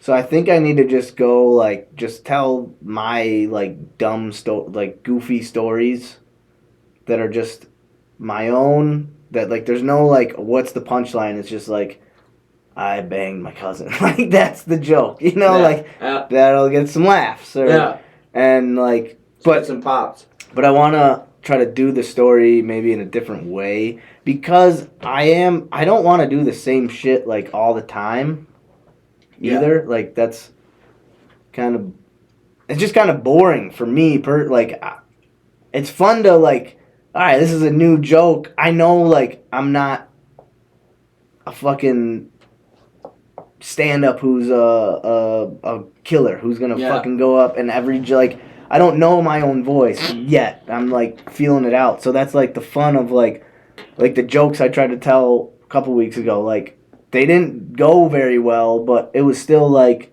kind of new stuff. Fun for you. You're figuring out how to premise your stories, how to fucking... So I'm trying to like, all right, maybe I can do that, but also just take my own stories that are just kind of funny because of how ridiculous. Yeah. So like, trying to tell like the story of the night that it all like sitting in fucking grandpa's living room. Yeah. Cousin next to me, cousins all around me, you know, like shit like that. And like tell the story rather than. But I also don't know. But I have to pick. I can't like be wishy-washy up until like a day before because that's what I did last time. Whatever you're feeling, like just go with it. Yeah. And if you get, whatever you're feeling. If you get laughs, you get laughs. But just fucking stick to it. Yeah. Yeah. So that's where. It's a funny story. Yeah, that it is It's a funny story. It's funny, all right. Funny. Like the story itself gets laughs. Yeah.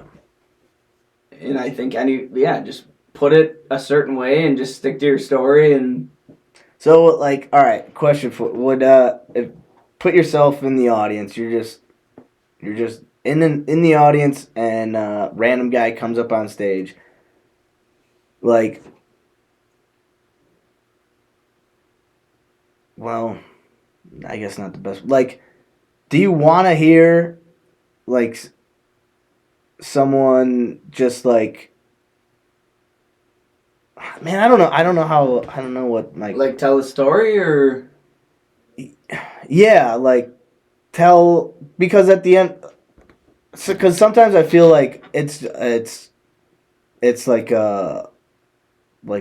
you're just doing it for yourself. Like if I'm just telling a story and it's just about me, it's like, oh, that I feel like I'm being like not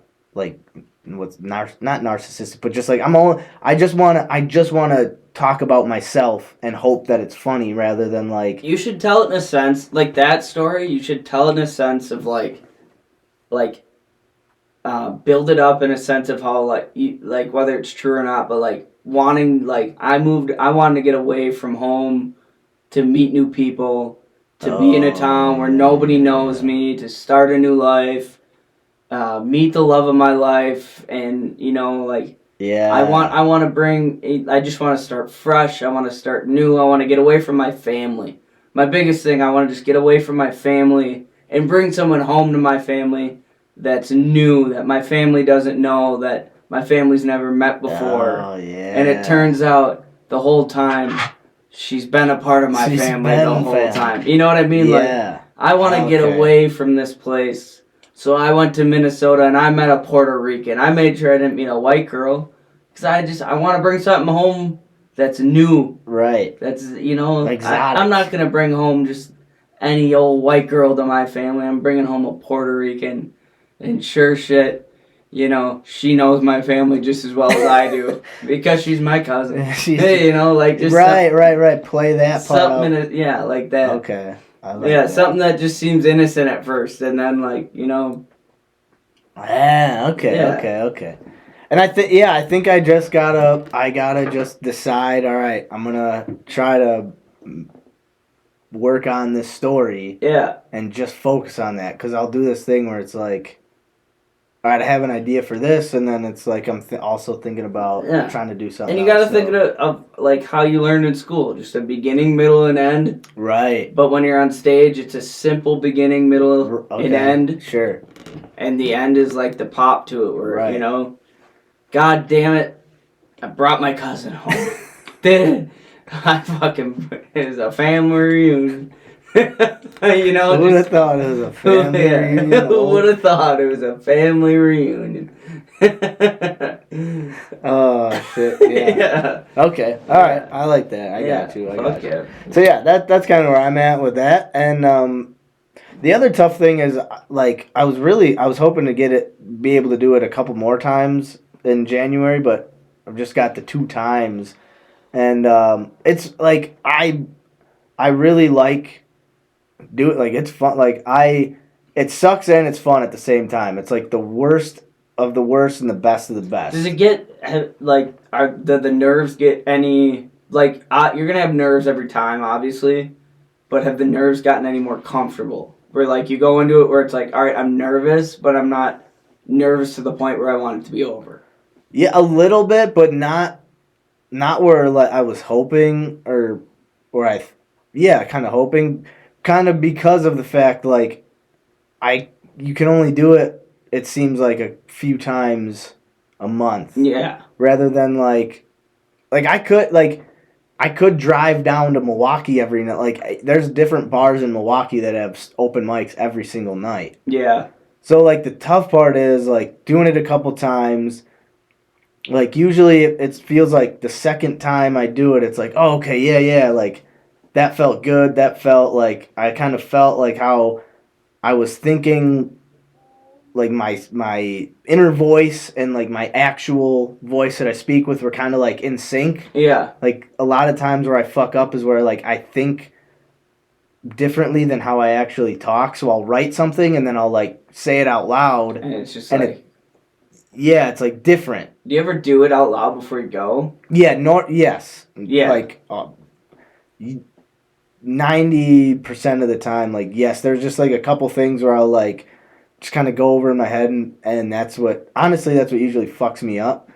And then, but just not being able to ever fully get into like the flow of how I talk, and then being able to write that way, because it's or not think that way. Once you're on there, it's not like a conversation. It's just like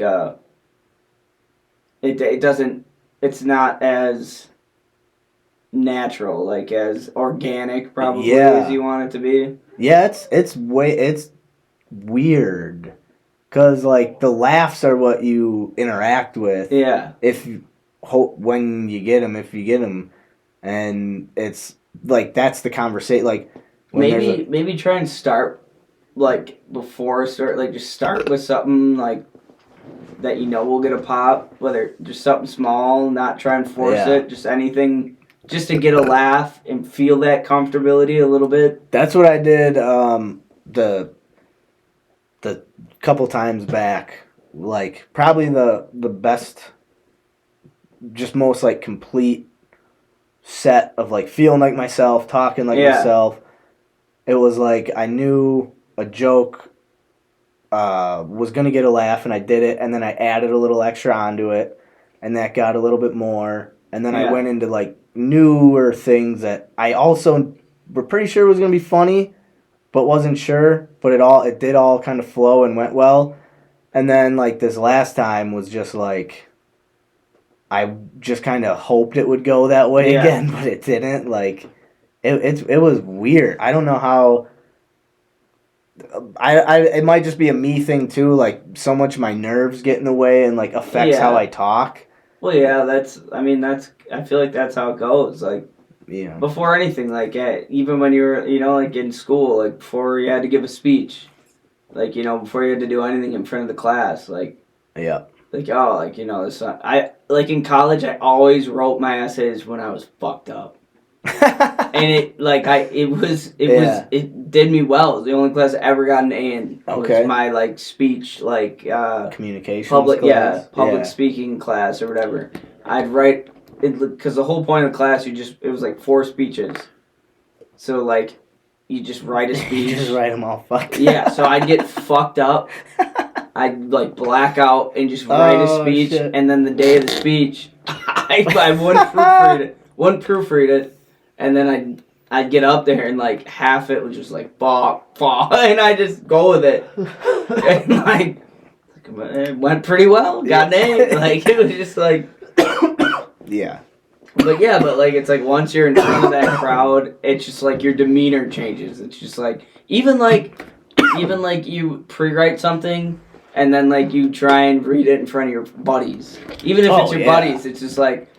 Oh, you feel like, like you tense up, and it's like, fuck, I fucked that up. But it's just like, being able to just be like, no, I wrote, like, just confidence. The confidence is the biggest thing, I feel like, in comedy. And I feel like I agree with you. If you believe in what you're saying, like, you, like, other people will believe too. Yeah. And honestly, like, right now, like, at this moment, that's where I'm...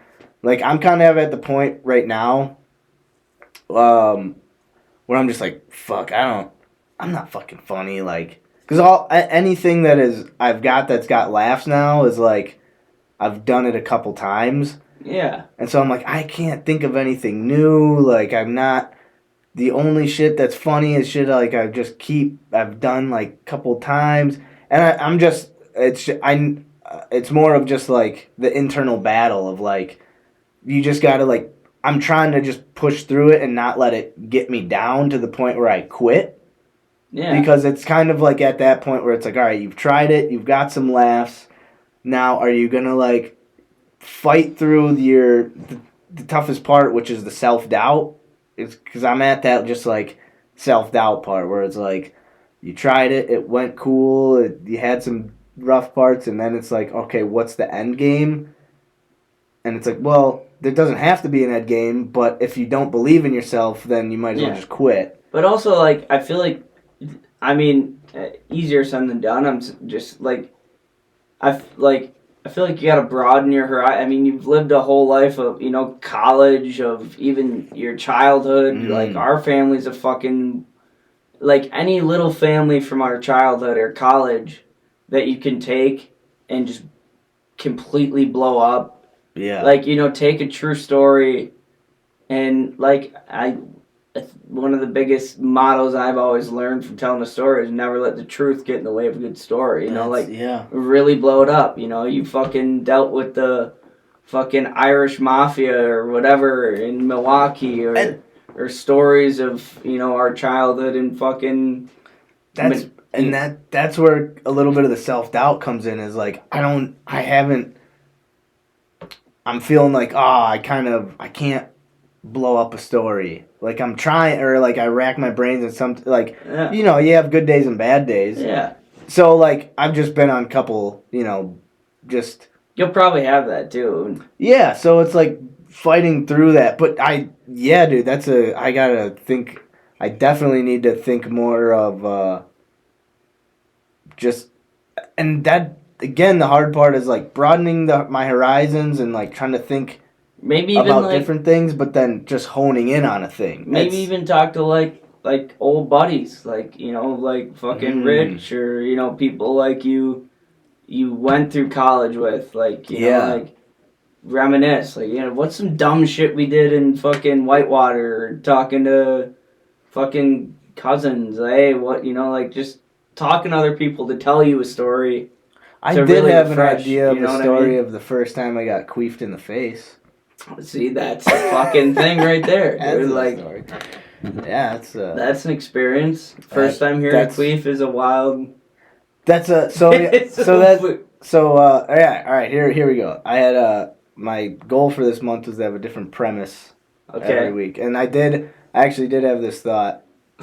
So it was like, a queef evolves as you evolve. So, like, when you first hear queef, it's, like, startling and it's scary and you're not really sure. It's like, is this going to stink? Is there a smell coming? You don't know. You don't even know what it was at first. You're like, was that a fart? What was that? Is that the queef I've always heard about or heard tall tales of? And, and it's like, and then as you get older, eventually, a queef is like a sign of a job well done. Yes, I was just going to say that. Yeah. Dude. The harder the queef, the better you did. Yeah. It's like, but at first it's like, what the fuck? Was that gross? That's gross, right? Or is that was that a fart? I don't know. Shut up. Now it's like, haha, fuck yeah. Or it's like, oh, that's it? Yeah, right. Shit. Yeah, it's like, come on, come back over here. Fuck you. A queef is like in the morning, like it can be compared to like a morning shit, like, you go, body settled. You're so excited, like, you had that cup of coffee, you had that cigarette, and you're so excited to take that morning shit, and all you get is just a little. And it's like after fucking a good round of sex, you think you really did it well, and all you hear is just a little. It's disappointing, it's sad, it's like fucking. It's just fucking monotone, dude. It's just fucking. But a good fucking morning cigarette, after a night of drinking, just fucking wet and rip, just fucking messy. Oh, just fucking gross. You can taste it. You can smell it. Compare the same way, dude. Yeah. Yeah. That was a thought I had. Queefing. I would have never thought about that. Queefs. It's just a wild thing. It is a weird thing. Yeah. Yeah. Queefs are weird. They are weird, dude. Yeah. Yeah, so okay. Nah, I don't know. Nah, I don't talk about it. I don't talk about it yet. Save it for the stage. So yeah, monthly channel, I'm still working on comedy. And that still working on queef. And I think I might have found this will be the last thing, and then we can move on to something else. Maybe a little would you rather's, and then mental health, or just mental health, whatever we want to do. Yeah. But like talking about mental health after a good queef conversation. Yeah. What the? Oh well, yeah. Again, I'll save it. We don't gotta talk about it. All right. Oh, Nah, I'm not gonna say that. Nah. I think I might have found my new like end line of getting off the stage. Okay. My just like like Mark Norman's got the like I'm Kevin Hart and he like Yeah. So mine might be go get herpes everyone. Oh. Yeah. Okay. Everyone's like what? Wait, what? Alright. Fuck you, man. Fuck you. Alright. Anyway, all right. Yeah, I should have saved that for another time. No, it's an endgame. All right. I don't know if we have let's see. Let me try to pull up some mental health talk or would you rathers. Don't really have yeah, I mean we'll talk about it. You got a quote or anything? You got anything over there cooking, brewing? You got anything in down the old pipeline? Let me get a good, you know what? Okay, here you go. Let me do a joke. You get something. Oh, no. Give us a joke. Let's hear that joke. Alright. I'd much rather hear the joke, right? Meow. We just talked about some jokes. And how I don't have any fucking jokes. Alright. I'm not gonna read the premise, I'm just gonna read the joke. Alright, here we go. I went to a concert hosted by a dyslexic support group. Queef Latina was the headliner. They put on a hell of a show. Why does Queen Latifah hate dyslexics? She doesn't like being called Queef Latina.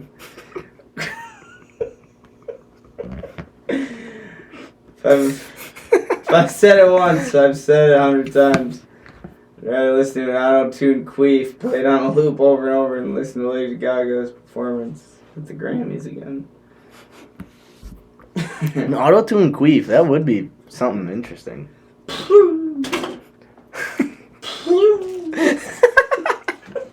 Sounds like something that'd be on like a Bon Iver album. Shout out Bon Iver. I like that guy actually. He's just an innovator in music, and I feel like he might actually put a queef on a CD and just be like, "It's beautiful. It happened in the woods, in Wisconsin. It was a bear queef actually. It wasn't even a human queef. It was a bear queef. Captured that sound out of a cave in Wisconsin. Keep it going. All right. Good joke. Thank you. Okay, so here's a quick would you rather. Nothing too crazy, but you're stuck in a room for 2 years. Which privilege would you rather choose? Gym equipment, 2 books a month, art supplies, limited companion. I don't know what that means. Playlists. Let me see if the poster. All right, limited companion. Every 15 days, you get a 2-hour conversation with another person. Playlist is pick 20 songs and be able to hear them on your. He put MB3. What an idiot. So again, it's gym equipment, 2 books a month, art supplies. Every 15 days you get 2-hour conversation with another person, or you get a 20-song playlist on an MB3. Oh yeah. Okay, so wait, start again. You're what? You're stuck in a room for 2 years. Oof. The room is basically a big prison room with no windows. You can't escape, and 3 meals are automatically delivered each day. You are alone. So it's either a 20-song playlist. A 2-hour conversation every 15 days. Art supplies, 2 books a month, or gym equipment. Oof. I feel like a conversation. I feel like I need I need people. Need some. That's But every 15 days in that time span, you're just you're stuck in a room. Don't get nothing else. Fuck. I would probably go Maybe books. art supplies. Yeah, art supplies or conversation. I feel like I'd need to know what's going on, but I also would need something on the day to day. Yeah, I don't know. Like, keep my brain preoccupied because I could not sit in a room. Went to jail for like 3 hours and I thought I was gonna go nuts. I was luckily to be drunk enough to go to bed. God, 2 years is a long time. I think art supplies. I mean, yeah, it's either art supplies or gym equipment for me. But like, what do you get? Like after so long in the gym, it's like what? I feel like with art supplies, you can draw, you can write, you can fucking try to draw like porno pics so you can fucking jerk off or something. Like, Jesus, like. Just imagine not. Just like I feel like that every 15 days, that conversation you could like write. What are you gonna talk? How long do you get? You get 2 hours. 2 hours of conversation Every 15 days. So that's 4 conversations. Or no. Well, no. What am I talking about? That's like 48 conversations. I'd take the conversations.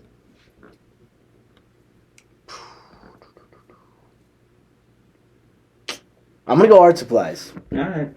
You're going conversations? Yeah, I gotta pee quick. I'll look up a... try to get some mental health. Yeah, let's do mental health. Yeah, we haven't done mental health talk in a while. Let's see what Reddit has for us. Usually it's some pretty fucked up shit. Let's go. Weird interaction with psychiatrist. They're venting. They've been clean from self-harm for over a month. They have a question. I feel so bad for making my therapist cry today. Opinion/thoughts. Mental hospitals are a joke. That was a headline. Cried for the first time in therapy today ever. They're venting. I don't cry anymore. I need support.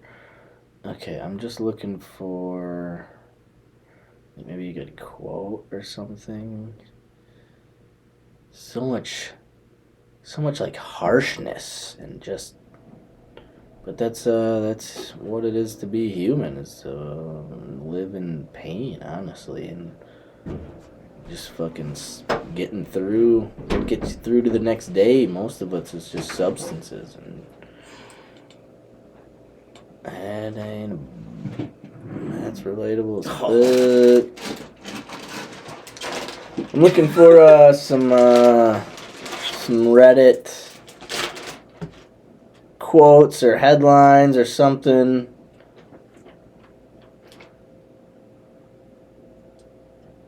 To get us kick-started, but a lot of this shit is just fucking...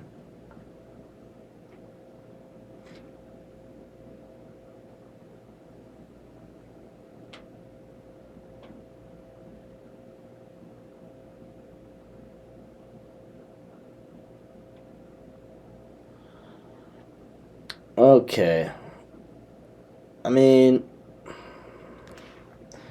I don't know if I'm really looking to give... What? I'm just trying to... man. What's been going on in your mental health lately? Like, what's,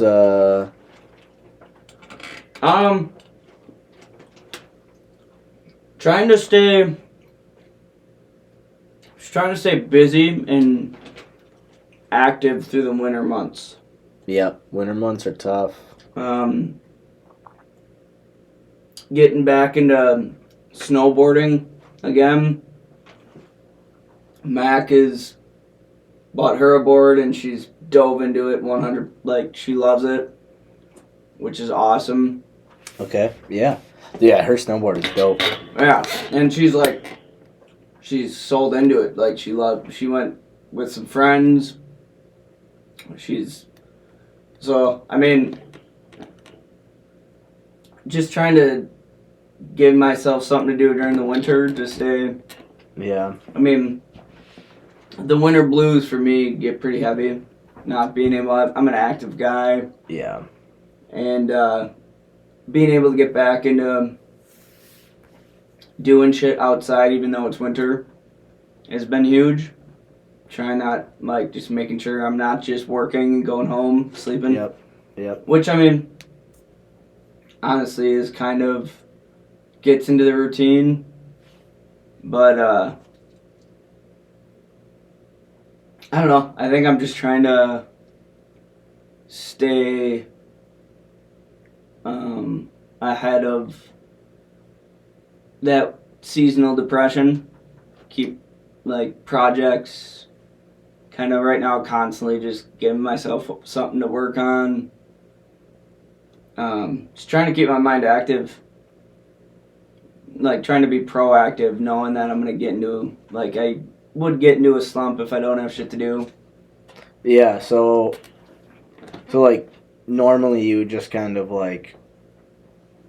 be bummed out, take it how it goes, and just try to Yeah, do like, what you it's a normally shitty do. day. Yeah. Just sleep. Now it's like, Yeah. this is coming, so it's like, all right. Give myself, like, reasons to be alright with the shitty days. Like,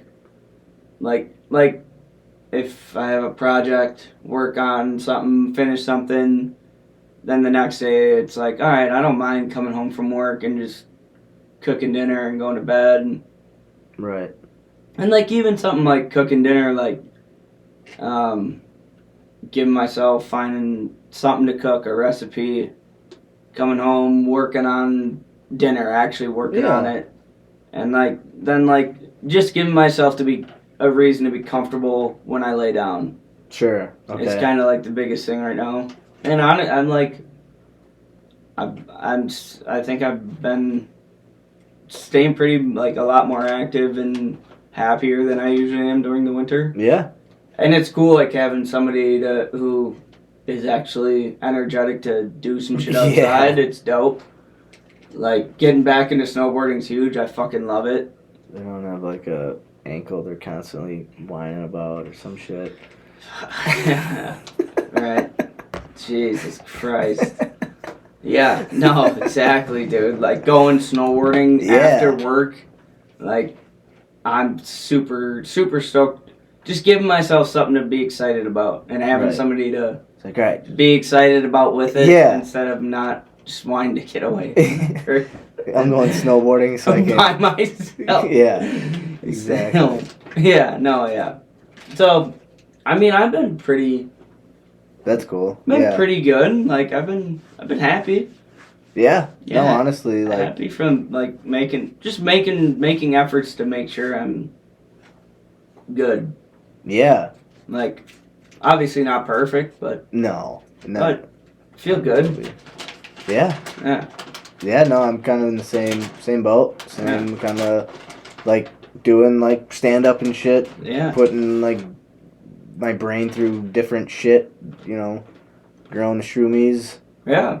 Fucking which, it's crazy how just, like, trying new shit, doing new, like, helps your brain, like, not think about, like, well, but no, like, you always think about, like, the mundane, the same, the routine. It's never not on your brain, but it's like, okay, but as soon as, like, this is done, I'll just go do this quick, and, like, that's, like, a fun little thing to do, or whatever, like, just keep yourself preoccupied, like, I don't know, like, I don't know, think about, like, you know, could be out, like, in the mountains or something, or I'm just, like, trying to stay, like, well, no, like, I'm here now. Right. This is what I'm doing. Like, I'm, like, just be happy and grateful for Yeah. being able to do what I'm doing right now. Yeah. Like I think the biggest thing when it comes to that is like my job, or like thinking about the mountains is usually when I think about that is like when I'm working, where it's like Right. I'm fucking building windows still. I could be out in the fucking mountains or something where it's like, well, yeah, I mean, you still can. Sure, But like right now, be grateful for the fact that you got a job. Yep. And good shit to come home to every day, like. Yeah. And then like, if you're meant to be out there somewhere. Yeah, you'll find get there. Way. Yeah. No, that's a good way to.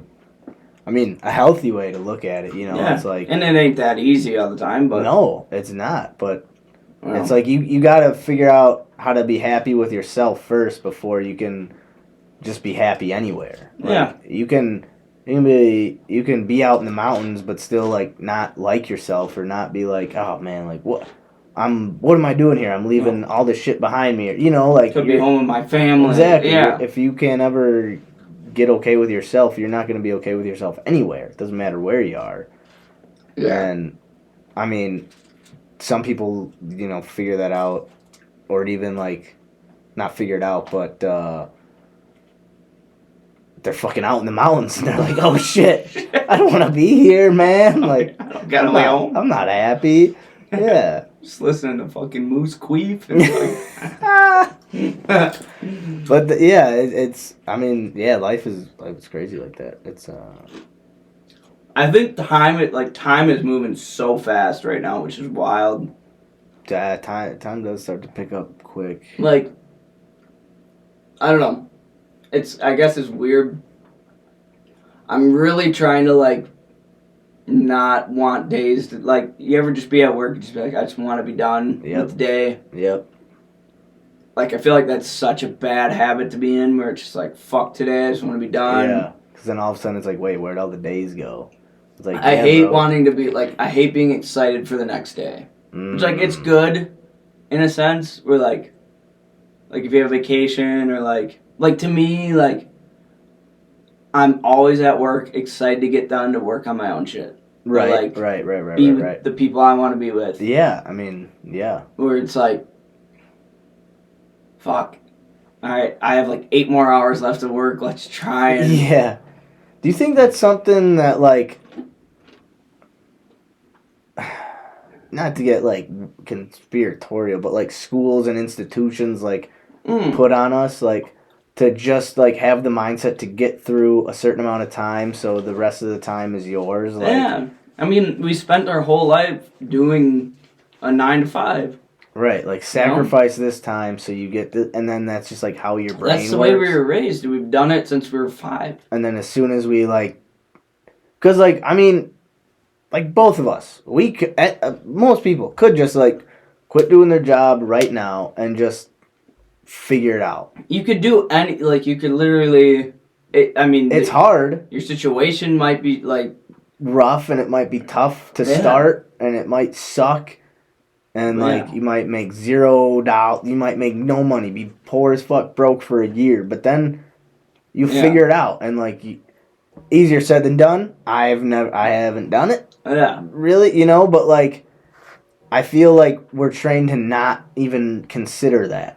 Like, our brains are, like, conditioned to not even consider that. Yeah, I mean, in a sense, and I think they eased it out of it, too, you know, like, kindergarten through a certain age, like, it's fun to be away from, you know, and then at a certain point, it's just like, yeah, like, I think I started breaking out of that, like, in high school, and I started, like, skipping school, like, I don't want to fucking be here. Yeah. I don't want to sit in a desk for fucking 8 hours a day, like, I need to be outside, like, and then, yeah, like, I definitely think we were trained to kind of... So that's crazy. This is what you do. This is getting you ready for... But, at the end of the day, as much as you're willing to work, you can do... I mean, you can do whatever... Yeah, cause how would you, like... If you could, like, redesign schools, right? Because, like, kids can't just be, like, left to roam and do whatever the fuck they want. But also, like, how do you like, draw that line between like, all right, you have to be in school versus, all right, kind of like gravitate towards what you're interested in and we'll like teach you those things, right? So like go to Aldo, dude. Fucking seriously. But even through like the high school years, because like you got sick of high school and you were like done with it. Or like me, like I just was like, nope, I sit, I learn, this is what you do. Yeah.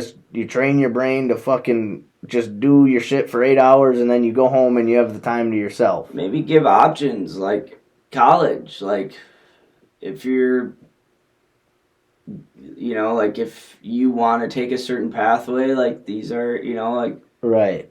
If. Have some like core, have some like core shit you have to do. Get out and experience, like, you know, instead of sitting in a classroom all day, like bring your students out, go and, you know, see actually what it's like, or you know what I mean, like yeah. Cause like, Notre Dame, dude, we didn't have like a shop class. There was no like see, that wasn't that's a fucking wild. thing. Yeah, I couldn't imagine that. So like I would have loved to do that. What do you like? And I mean, like I think about like East was pretty laid back, and like even my job, like I think I have such leniency in my job where it's like I have a boss, right? But like I show up and I do from the moment I get there to the moment I leave, like. I know what I have to get done, but nobody's on my neck. It's like if you don't do what you have to do, you have a boss. But if you do what you have to do, if I don't do what I have to do, then I'm fucking myself over later. You know, like I'm staying later. I'm but like no one's breathing down my neck. Yeah, I literally listen to podcasts all day and I just do my own thing all day, every day. Yeah, I mean... Not my own thing. I'm doing what I have to do. Sometimes I build a couple shelves, a couple frames. Dude, I can relate to that. Today I was right in the middle of like a super busy day and just a couple half hour, just build a couple floating shelves. And a couple spare pieces of wood. Hey, I can relate. That's like same thing. Like, but it's just like, I don't know. I think it's like, I do that shit just because I'm just get bored, or it's just like, fuck, I don't want to cut 40 fucking pieces of wood today. It is, it's... But like, it's... Like, the jobs we do, like, have to get done. Yeah. Like, people need windows for their houses. Yeah. It doesn't matter what kind of house... Like, whatever kind of houses people build, there would be an industry to build whatever kind of window. Like, it might not be... Could be these fucking weird circular windows made of not wood, some weird material. But there would be a company that makes them. It's just, I always think, like, what would I not mind doing that has to be done? Yep. I think about that every day. Like, what could I do that I have to do but don't mind doing? And it's just like, without... Winders? Winders. I was saying that all day today. If I weren't here, people wouldn't see outside. I'm here for a reason. Like, shut up, stop. The owner was in the shop all day. I was just like, you know, if I weren't doing this, people wouldn't see outside. I love my job. Fuck! Son of a bitch. What a train. What a fucking... just all day, dude. Just like talking. Owner Carl was like, that's what I'm talking about. No. That's the kind of mindset we need in this place. Yeah, he's going to Nashville next week for the company. Yeah, we sell Infinity windows. Infinity's having like a convention. Infinity windows? Infinity is like the brand we sell. Oh, you sell, okay. Yeah, and he's going to the Infinity like convention. Oh, Mr. Big Shot. But it's out Nashville. Oh, couldn't bring his best window builder with him? He's bringing his fucking wife. They're going to see live music. Oh, doing it for the company, huh? Oh, no, it's for the company. You're going to go see Luke Bryan. We're the 17th biggest Infinity window dealer in the United States. Oh. Which, there's 3 tiers.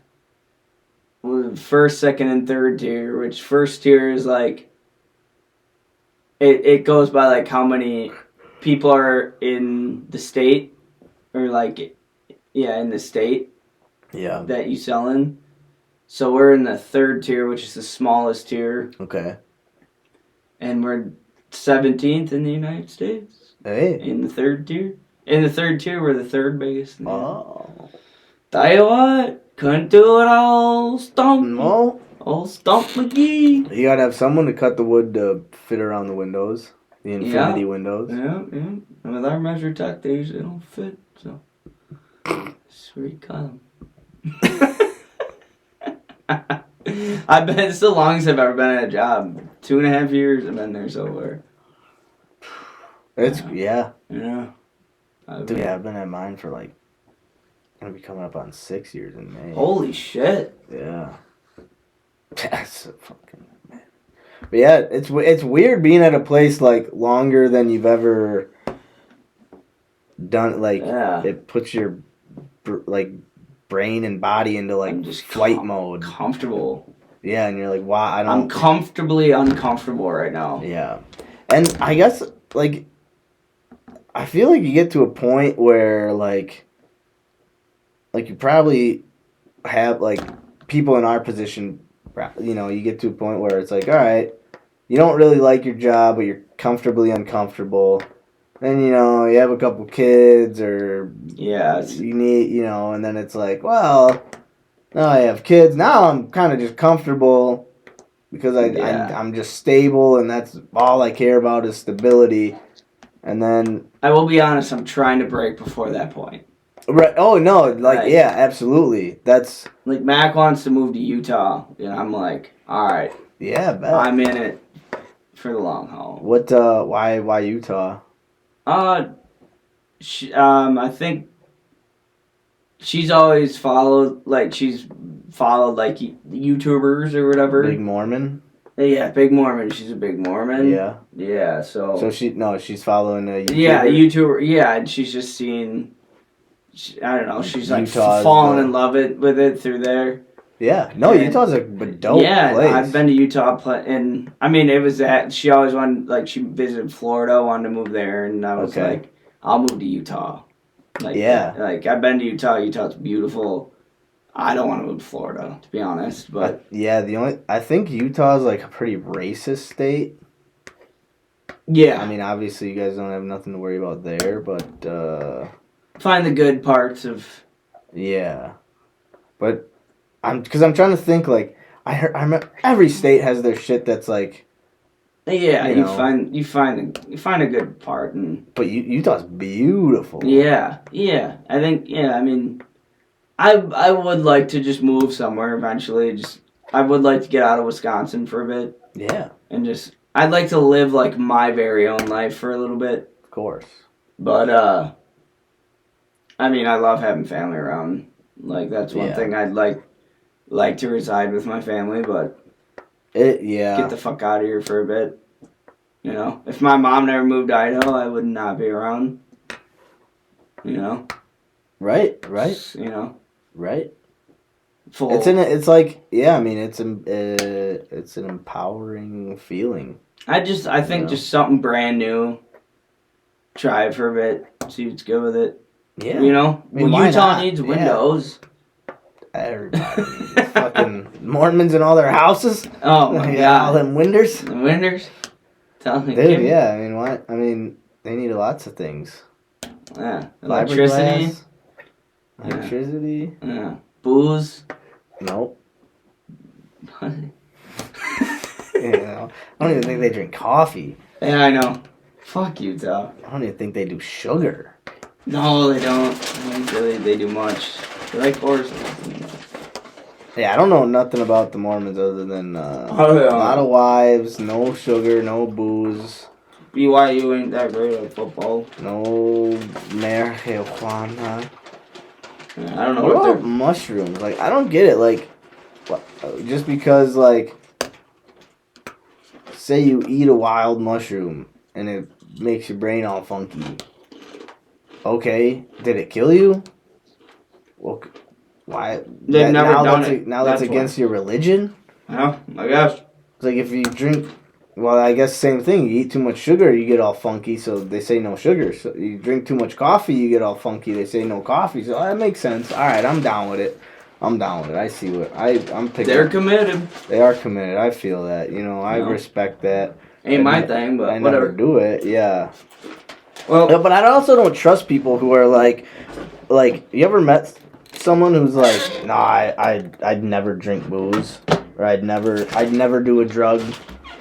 yeah, I don't trust you. Yeah, I don't trust you, man. Which is like, if you try it and don't ever want to do it again, cool on you. I don't give a fuck. Yeah, exactly. But if you just like, nah, never do it. With anything. Anything. I mean, like, you don't. Yeah. It was most things. I'd never try moita. Fuck you, man. I don't trust you. You What? never tried murdering someone? Oh, moita. Moita. Yeah. Moita. I never moita anybody. Oh, what the fuck's wrong with you? I don't trust you, man. Try it once or twice, huh? Yeah, you gotta try anything once. What Louis C.K. said.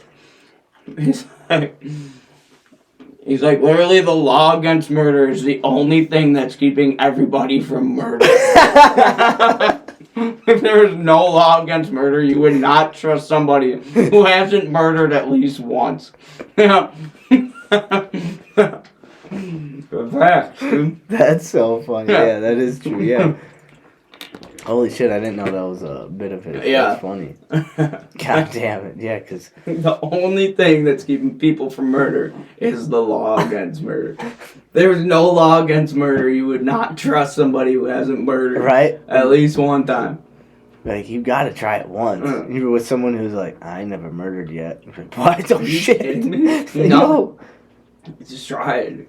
No, because then they might murder you. Yeah. You say, you're talking about like being at a beach and like moms who are getting sick of their kids. Just, if you murder your kid, put them in the fucking murder bin. Don't leave your dead kids on the beach. It's a fucking Louis C.K. bit. Dude, okay, here's an idea I had for a bit. So, you know how and it's just I gotta figure out a way to do it quicker, fast. So, you know, there's like, they're able to do like genetic modifying now, so they can like look and see like if you're having a baby, like it might, you want your baby to be like have blue eyes or brown eyes. Yeah. Well, now that abortion is like illegal, do you think they're gonna be like genetically modifying a bunch of babies to have like peanut allergies?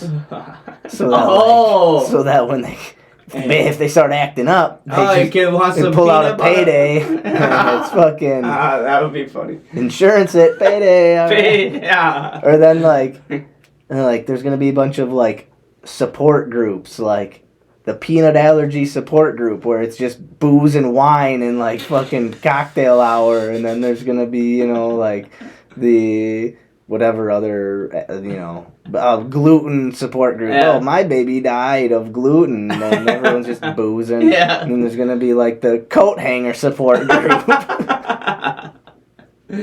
Oh, okay. Hang your coat up, bring it with you. Yeah, that's an idea. That's an idea. But mental health. I think we covered. I think we covered. All right. It's seasonal time is tough, and I think like what you said, being proactive is the way to go. It's hard though, because like you do kind of got to put yourself out there to be just like, all right. Well, anything. I mean, if you like playing video games, play your video games. Yeah. Like fucking draw. If you fucking whatever you like to do, just do more of it. But it sounds like maybe for us more like if you have something like almost planned, like all right, after work today, like going snowboarding. Yeah. It's like, all right, gets me through the day. I'm not like constantly like, man, I want to be out in the mountain. It's like, no, I'm fucking gonna give yourself something to be excited about. Like, yeah. But you have to like proactively plan it. Like plan a day to go snowboarding. Plan a day to do something you like to do. Cook something new. Yeah, but if it's just like all of a sudden you get sad, and then because the day's kind of a shit day, which happens everyone every day, but there's like nothing going on. There's nothing to do. If you can get yourself like caught up in just the brain cycles, the thought cycles of like, why am I here? What am I doing? Plan ahead. Know what's coming. Especially if you live in a place like Wisconsin or any, like where you know this shit's gonna happen. Yep. Like it's always good to give yourself something to be excited about. Absolutely. Yeah. Gets yourself through the day, keeps you positive. And I mean, if you don't have the money to do something extravagant, fucking just plan something fucking small, Yeah. Playing something, just anything, card games at night, or fucking, anything. You can do small shit. Build some fucking floating shelves. Fucking. New hike, check out a new park, Yeah. check out a new something, I don't know. Go clean up a park. Yeah, winter stuff. Stuff. It's hot. But yeah, man.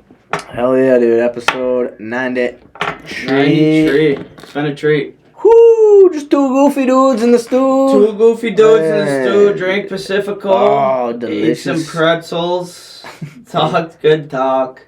Good fucking time, man. Hell yeah, man. I'm gonna get a good night of sleep. Me too. Oh, dude. Mia made a sweet potato pie. Oh my god. I've never had sweet potato pie. Never had it either. Oh, it's like pumpkin pie, but better. But I'd like to try thicker. some. And Ooh. like it's like a thicker pumpkin pie, but I'm gonna go home and I'm housing a sweet potato pie that when I get sounds home. great, dude. Ooh, Alright, Max's house and sweet potato pie. I got some fucking Kit Kats to eat. Oh, dunk some Kit Kats into a sweet potato pie. Ladies and gentlemen, it's episode 93. Woo! Plan something out. Have a good winter, Oh, yeah. Episode 93 in the books. Oh. The Pollinari. Hey, take us out, buddy.